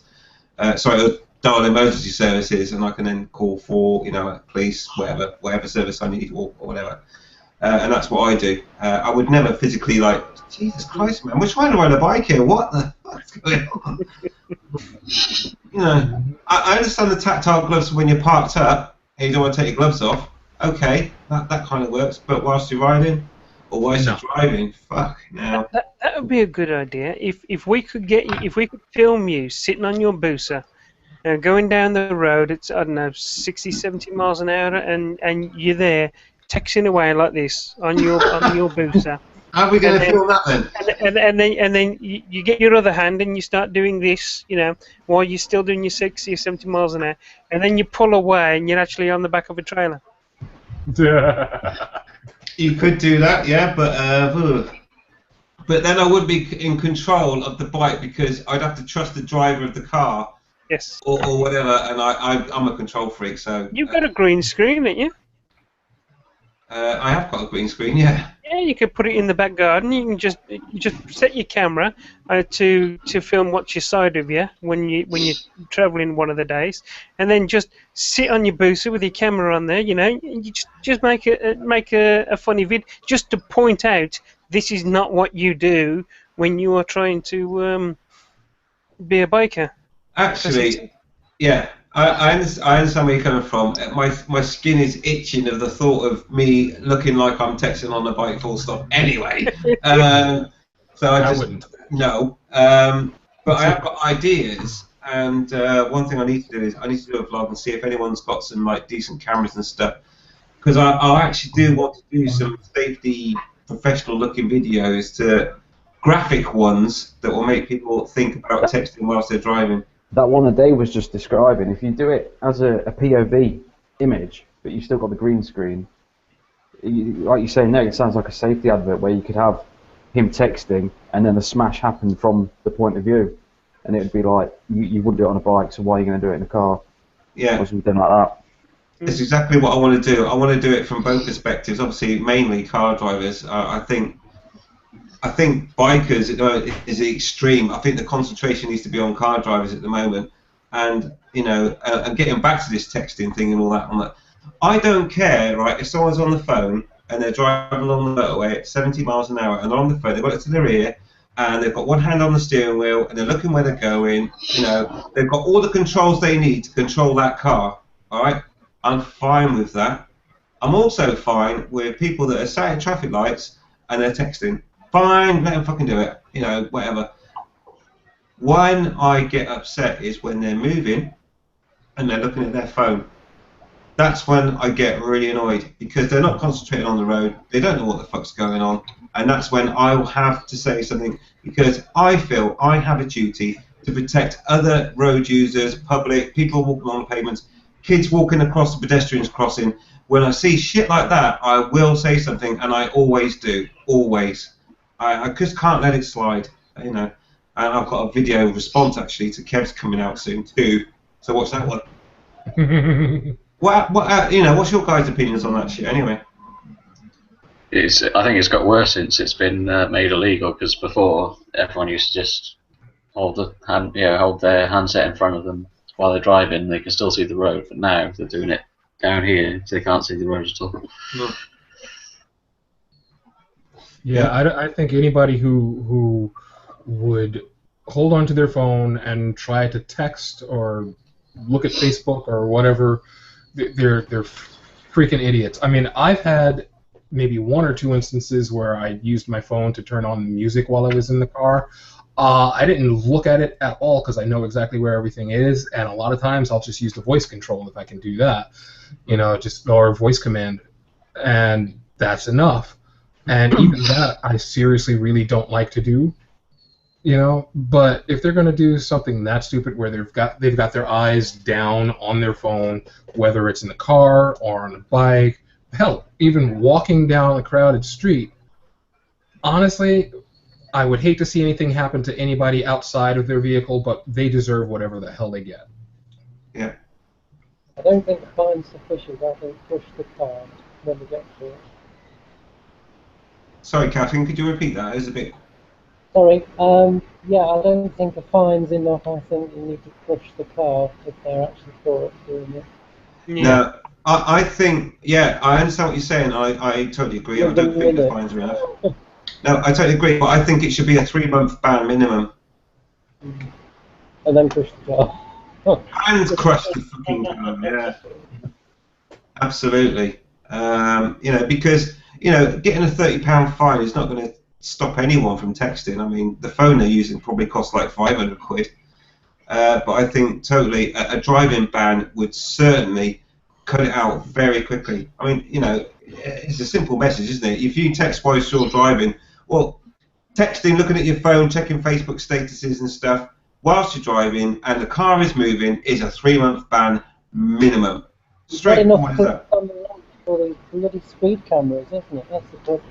Well, speed cameras, just so pathetic, You need to get the police out there. That's the thing.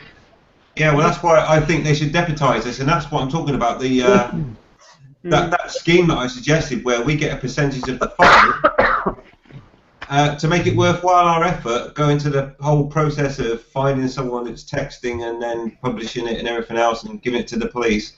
If we got like 15% of each fine, I probably could stop working actually. One thing that's actually worse, in my opinion, it's the professional drivers that their bosses phone them up constantly while they're driving, and they have to answer the phone. I totally agree with that. Mm-hmm. If you're doing a job and you're having to do your drops, by all means leave a voicemail, but don't expect him to call you back until he's at his next drop. Yeah, I mean, I differ slightly. If you have to look at your phone, I'm in complete agreement because you're taking your focus off of driving. Mm-hmm. I can talk to a passenger in the car and look where I'm going and have full control of the car.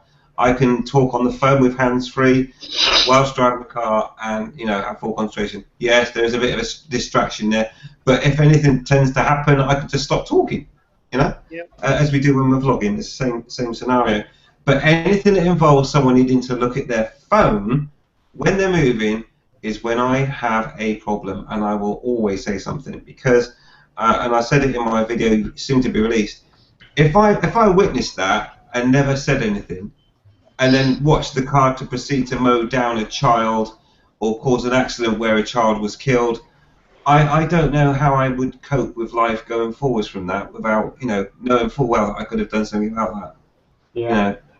And I think having children helps me, I don't know, it changes perspective. I know the young ones, like, the people that haven't got a family and everything else and they're still young and everything's fine and they're immortal. Don't worry about it, Andy. Your kids will all grow up to owe you money. Yeah, I know that. They'll take all my money. I get that. But hopefully, if we can stamp out this texting shit, they can live long enough to do that. Yeah, it does fuck me off seriously. And I think everyone's got a duty to stop that shit happening. Anyway, so there we go. Sorry, I got a bit deep there, but anyway, it does fuck me off a lot.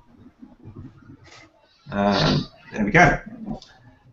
So, Okay, so I think that covers text. I'm just looking at the time now. We've got 15 minutes left. I'm just going to look at some of the Q&A. Larry Day comes in with a good one. He thinks the price of Velcro is a rip-off. Oh, definitely. Okay, Infamous Biker come back. I love Infamous Biker. He always gets controversial. And he says there is tons of evidence to show that ABS is safer and does help to prevent crashes. Literally tons of it. Brilliant. Of course, we are talking about bikes, though. You know, all this experience here hasn't found any. And if you have, buddy, excellent, share it. We may discuss it on the next Hangout. That'd be awesome. Or do a video about it. I don't know. Anything. That'd be awesome to see that. Supermoto Guy 99 says, "Okay, we'll stop spamming before I will get banned." Haha, sorry. Awesome. No worries, mate. I was just deleting it all anyway. Headcat Harley says, "Anyone ever done a modification and it turned out to be a worse option than the factory original?" Oh yeah. I was on my Honda H100A and I thought in my head, if I turn the air intake round the other way so the air pushes in instead of pulls in, then I'll get more air into my carburetor and I'll be able to go faster. Not even thinking or knowing enough at this point to know that you're supposed to increase the fuel as well. And there's me splutting around everywhere thinking, why is this worse? Why is it going slower and slower and putting around until I turn it back again? Yeah, that'd be a jet issue, I guess. Yeah, it's purely because it was forcing air through instead of sucking it through. Too much air, not enough. I was 18. It was my first bike. Hey, you might possibly have invented the ram air system. Actually, I think Suzuki did that a few years before me. Oh, right, okay. Anyone else done a mod that that was worse than the original? Thankfully, no. Not on a road bike. I've done it on a trials bike where I went too big on the rear cog to try and climb rocks better. And yeah, just a little bit too big. Brought my top speed down to about 15 mile an hour. Well, if you go up to 82 teeth, that's going to happen, mate. I'll tell you. But it could pull 2 ton of anything. Yeah. Yeah. Just slowly. Excellent, but not many. Headcat Harley, I'm interested to know what you did. So please do follow up on that before this hangout ends. I'd love to know what you did. That'd be awesome. So not too much of that stuff going on.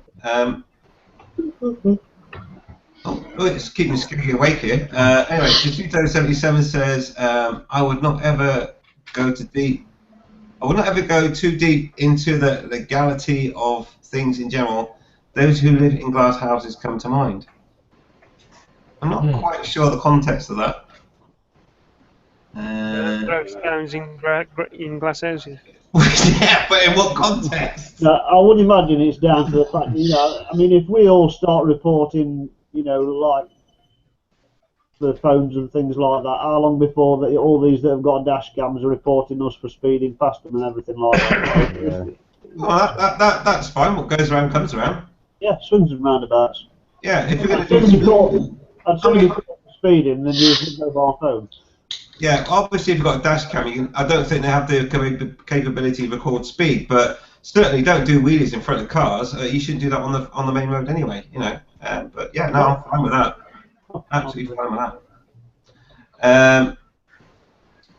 Bonsoir Snarter in English says violation fine euros, points, use of cell phone whilst operating motor vehicle, €60, 1 point. Use of cell phone whilst operating a bicycle, €25 here in Egypt. No, it needs to be a ban. Simply just needs to be a ban. Then people will learn. I mean, when it first came out, they said up to £1,000 fine. What do they have to do to get £1,000 fine? They're earning about 100 grand a year. That's what they mean. Maybe kill a few people. Maybe that'll get up to the maximum fine. I don't know. Yeah. Or then they just have a better lawyer. Well, yeah. Yeah. There was that horrible. It just reminded me. I don't know if anyone has seen the Adrian Nickelodeon video where he talks about an elderly couple in Australia that were mowed down whilst the woman was on the phone. And they had complete proof that she was on the phone when she mowed them down. She killed them both. She killed the woman and knocked her to the curb, who died pretty much nearly instantly, and dragged the man for about, I think it was somewhere in the region of about 16 meters, because she didn't brake, obviously, because she didn't see them because she was looking at her phone. But when she finally did stop, he was underneath the car, and he died about 6 days later in hospital. And she got off scot-free. Said that she made a hands-free call, but yeah. Anyway, yeah. So there we go. That was in Wales, that was. Is what? That was in Wales. In the UK? Yeah. Was it? Yeah. Oh right, I didn't know that. Right. Okay. So anyway, a very sad story. Anyway, and this is, you know, I each to their own. You know, if you just want to let that stuff go, you're quite happy to see that going on and not do anything about it. You know, I just feel I've got a duty to say something. Supermoto Guy 99 says, do a video about it, infamous biker. Just watch out for the keyboard warriors when you upload it. Smiley face. What's he on about now? Is he on about the? I don't know what he's on about. But yeah, do it. You told him to do a video about ABS. Yeah, do it. Do it. I love those stuff because I enjoy the confrontation. I'll just gab for a second. He's okay. I think he's recovered. Yeah, Carmaker says it was in the UK. Yeah, particularly Wales, Richard.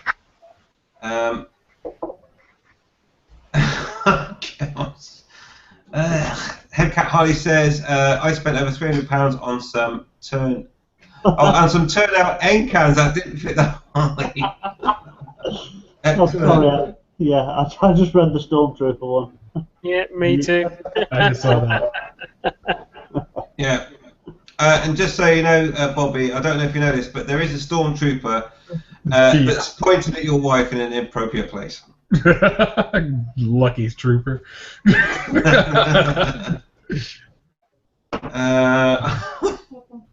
Oh, right, okay, so it's just adjusting her hair, though. I thought she was gesticulating something else. Okay, you don't have to watch it back, Bobby. Okay. Okay, Hepcat Harley also says, I didn't realise there was two different lengths and ordered some 30-inch long turnouts that went way past the back and looked stupid. Hey, you could have turned them into wheelie bars, mate. Okay. Hey guys, I hate to say this, but I've actually got to run because got to do a little bit of putting stuff away that the kids can get into before I actually go and get them.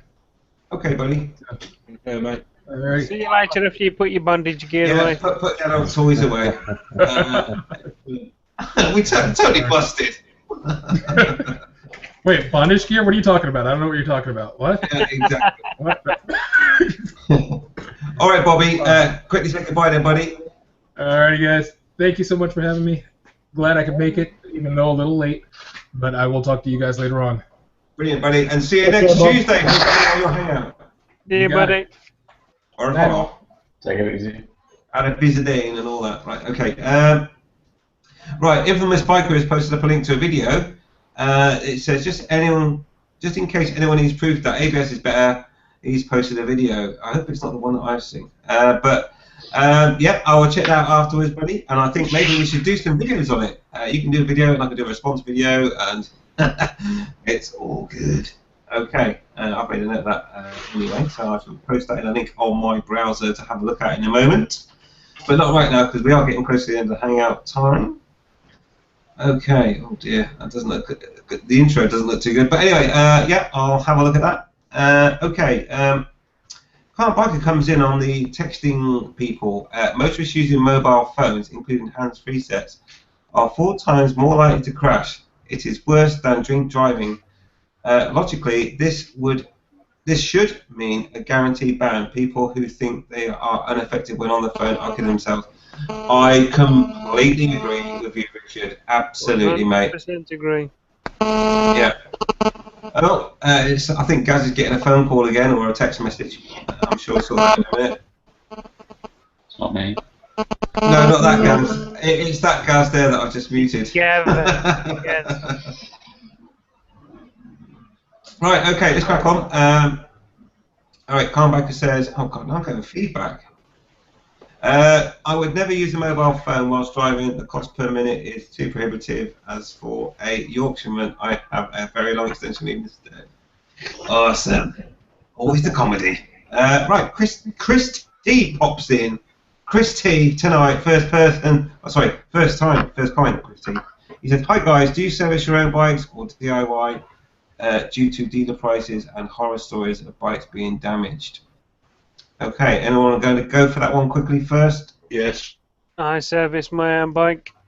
Yeah. We have a usual member who's on holiday at the moment who serviced his own bike for the first time ever, and he's found out why we service our own bikes. Yeah, that'll be Wagon Biker. Mm-hmm. Yeah, I mean, the thing is, it's really simple, really.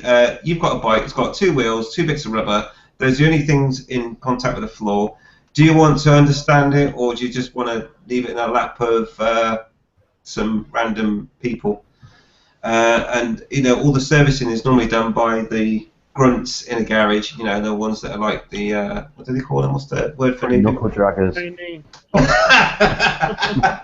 Apprentices. Apprentices was the pretty correct way I wanted to term them, yes. I was going to say oil rag, but yeah. Yeah, and so sometimes they may not do a proper job, or not a job at all.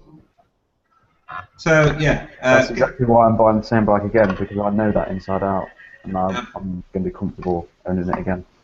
Brilliant. Yeah, and that's where it should be. Get to know your bikes. I tell you. I'm going to do a video about what is a biker, and it doesn't mean that you just have two wheels. I'll tell you, I'm totally going to do that video. It doesn't annoy me. I'm sorry, mate. Was you going to do one? Well, you do one as well. We'll release them at the same time and see if they're like comparative. I forget half of the things that's in my head now. No, you just write it all down and then just check it on your phone as you're going along. I'm joking. Right, Larry Davis says I posted truck driver on phone on M5. Okay. Okay. I don't know where to go with that, but yeah. He posted a video of a truck driver on his phone on the M5. Ah, right. Okay. Yeah, I didn't see the word phone in that when I looked at it. Yeah, awesome. The reason he asked is for warranty purposes, Andy. Ah, right, okay. The reason I asked is for warrant purposes only. I'm not quite sure what that means. On the do you service your own bikes? Oh, warranty! Warranty. Sorry, warrant, I thought like arrest warrant. Sorry.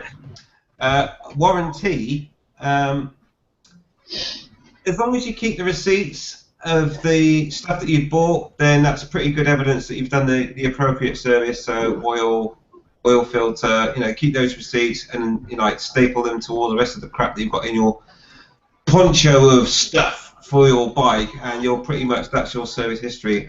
There you go, and no one can detract from that. You can't say, well, it's not a dealer stuff. It doesn't matter. You've got the receipts for the stuff. It's for your bike. Jobs are good. A pretty famous motor vlogger once told us that he put his bike back to a dealer. He's an ex-dealer himself. He put his bike to a dealer, having serviced his own stuff for many years. And then when he saw the bike again from a friend who bought it, he found that all the stamps had been stamped. Yeah, indeed.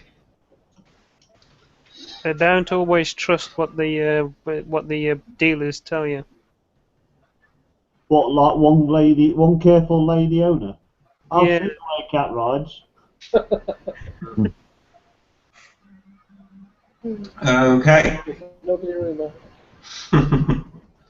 Oh my word! It's that time where we can thankfully get off air. Has it been an odd one, Andy? It's been interesting, and sometimes I say not ideal, but hopefully entertaining for the viewers nonetheless. But it is time for us to get off air, and then we can talk about real stuff. and It's do all been, the. it's been lots of reading for our dear old Andy today, so it's been hard work for him.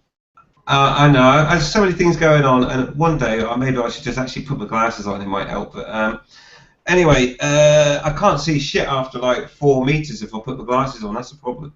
But anyway, so what we will do now is get everyone to say goodbye.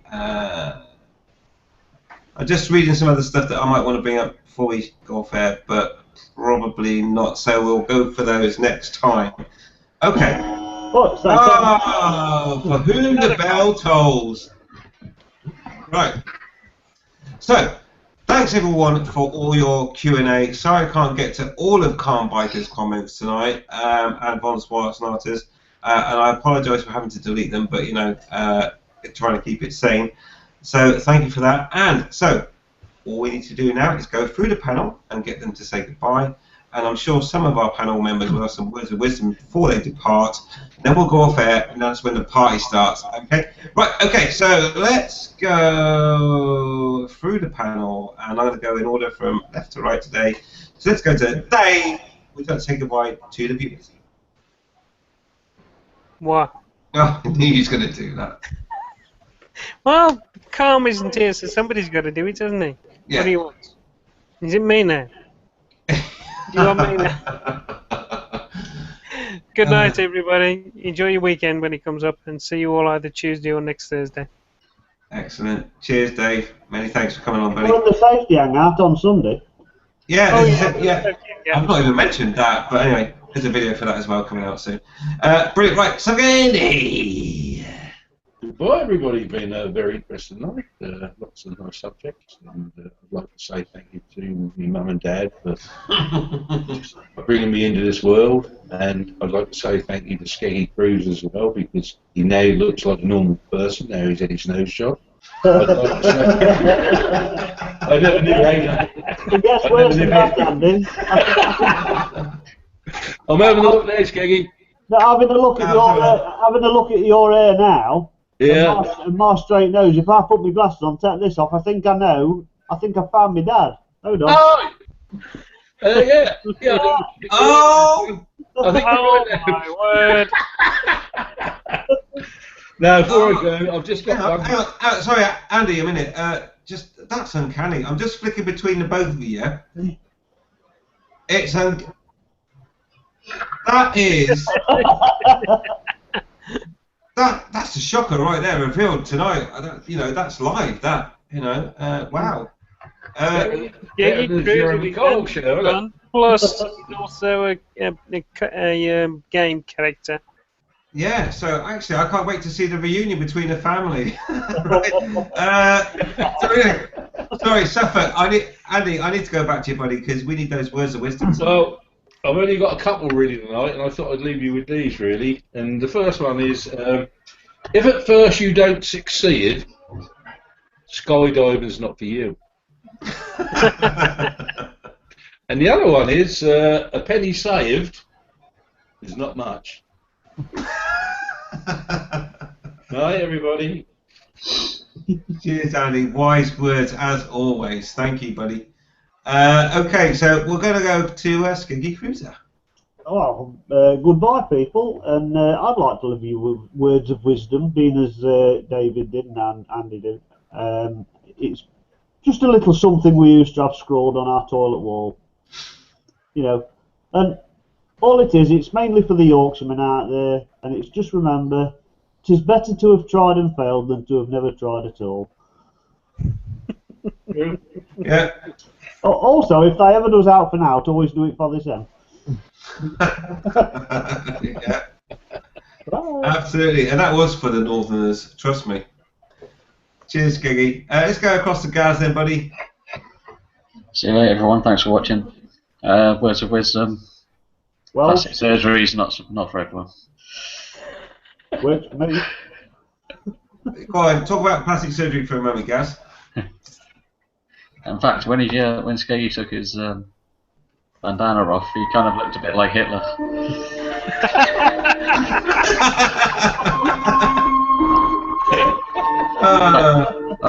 Under under his new nose, he's got a nice little shadow there as well. Like you can talk. Yeah. I've seen yours. Excellent. I just need an excuse to play the music, really. Right, okay, brilliant. Cheers, guys. Let's go across to the Gav. Hello, right. Goodbye, everybody. Nice little laugh as usual. Words of wisdom. I don't know. Oh, the irony there is. If you can't say crazy. anything nice, don't say anything at all. Just to say that. That was a great recovery, actually, mate. That was a great recovery. Yeah, excellent. Cheers, Gav. We seem to have introduced words of wisdom to the end of the hangout now. It's all good. It's all good. Okay, so it's over to you then, Catherine. No pressure. Oh no. Right, thanks for inviting me, guys, and putting up with me. And word of wisdom, wisdom. Nah, got nothing. Okay, no wisdom there. No. But always ask if you fired 6 shots or only 5. Yeah, well, I better go on next 7. That just. Do you feel lucky, Punk? Yeah. Well, Only on a Thursday Well, night. do you? Go ahead with my day. Right. Excellent stuff.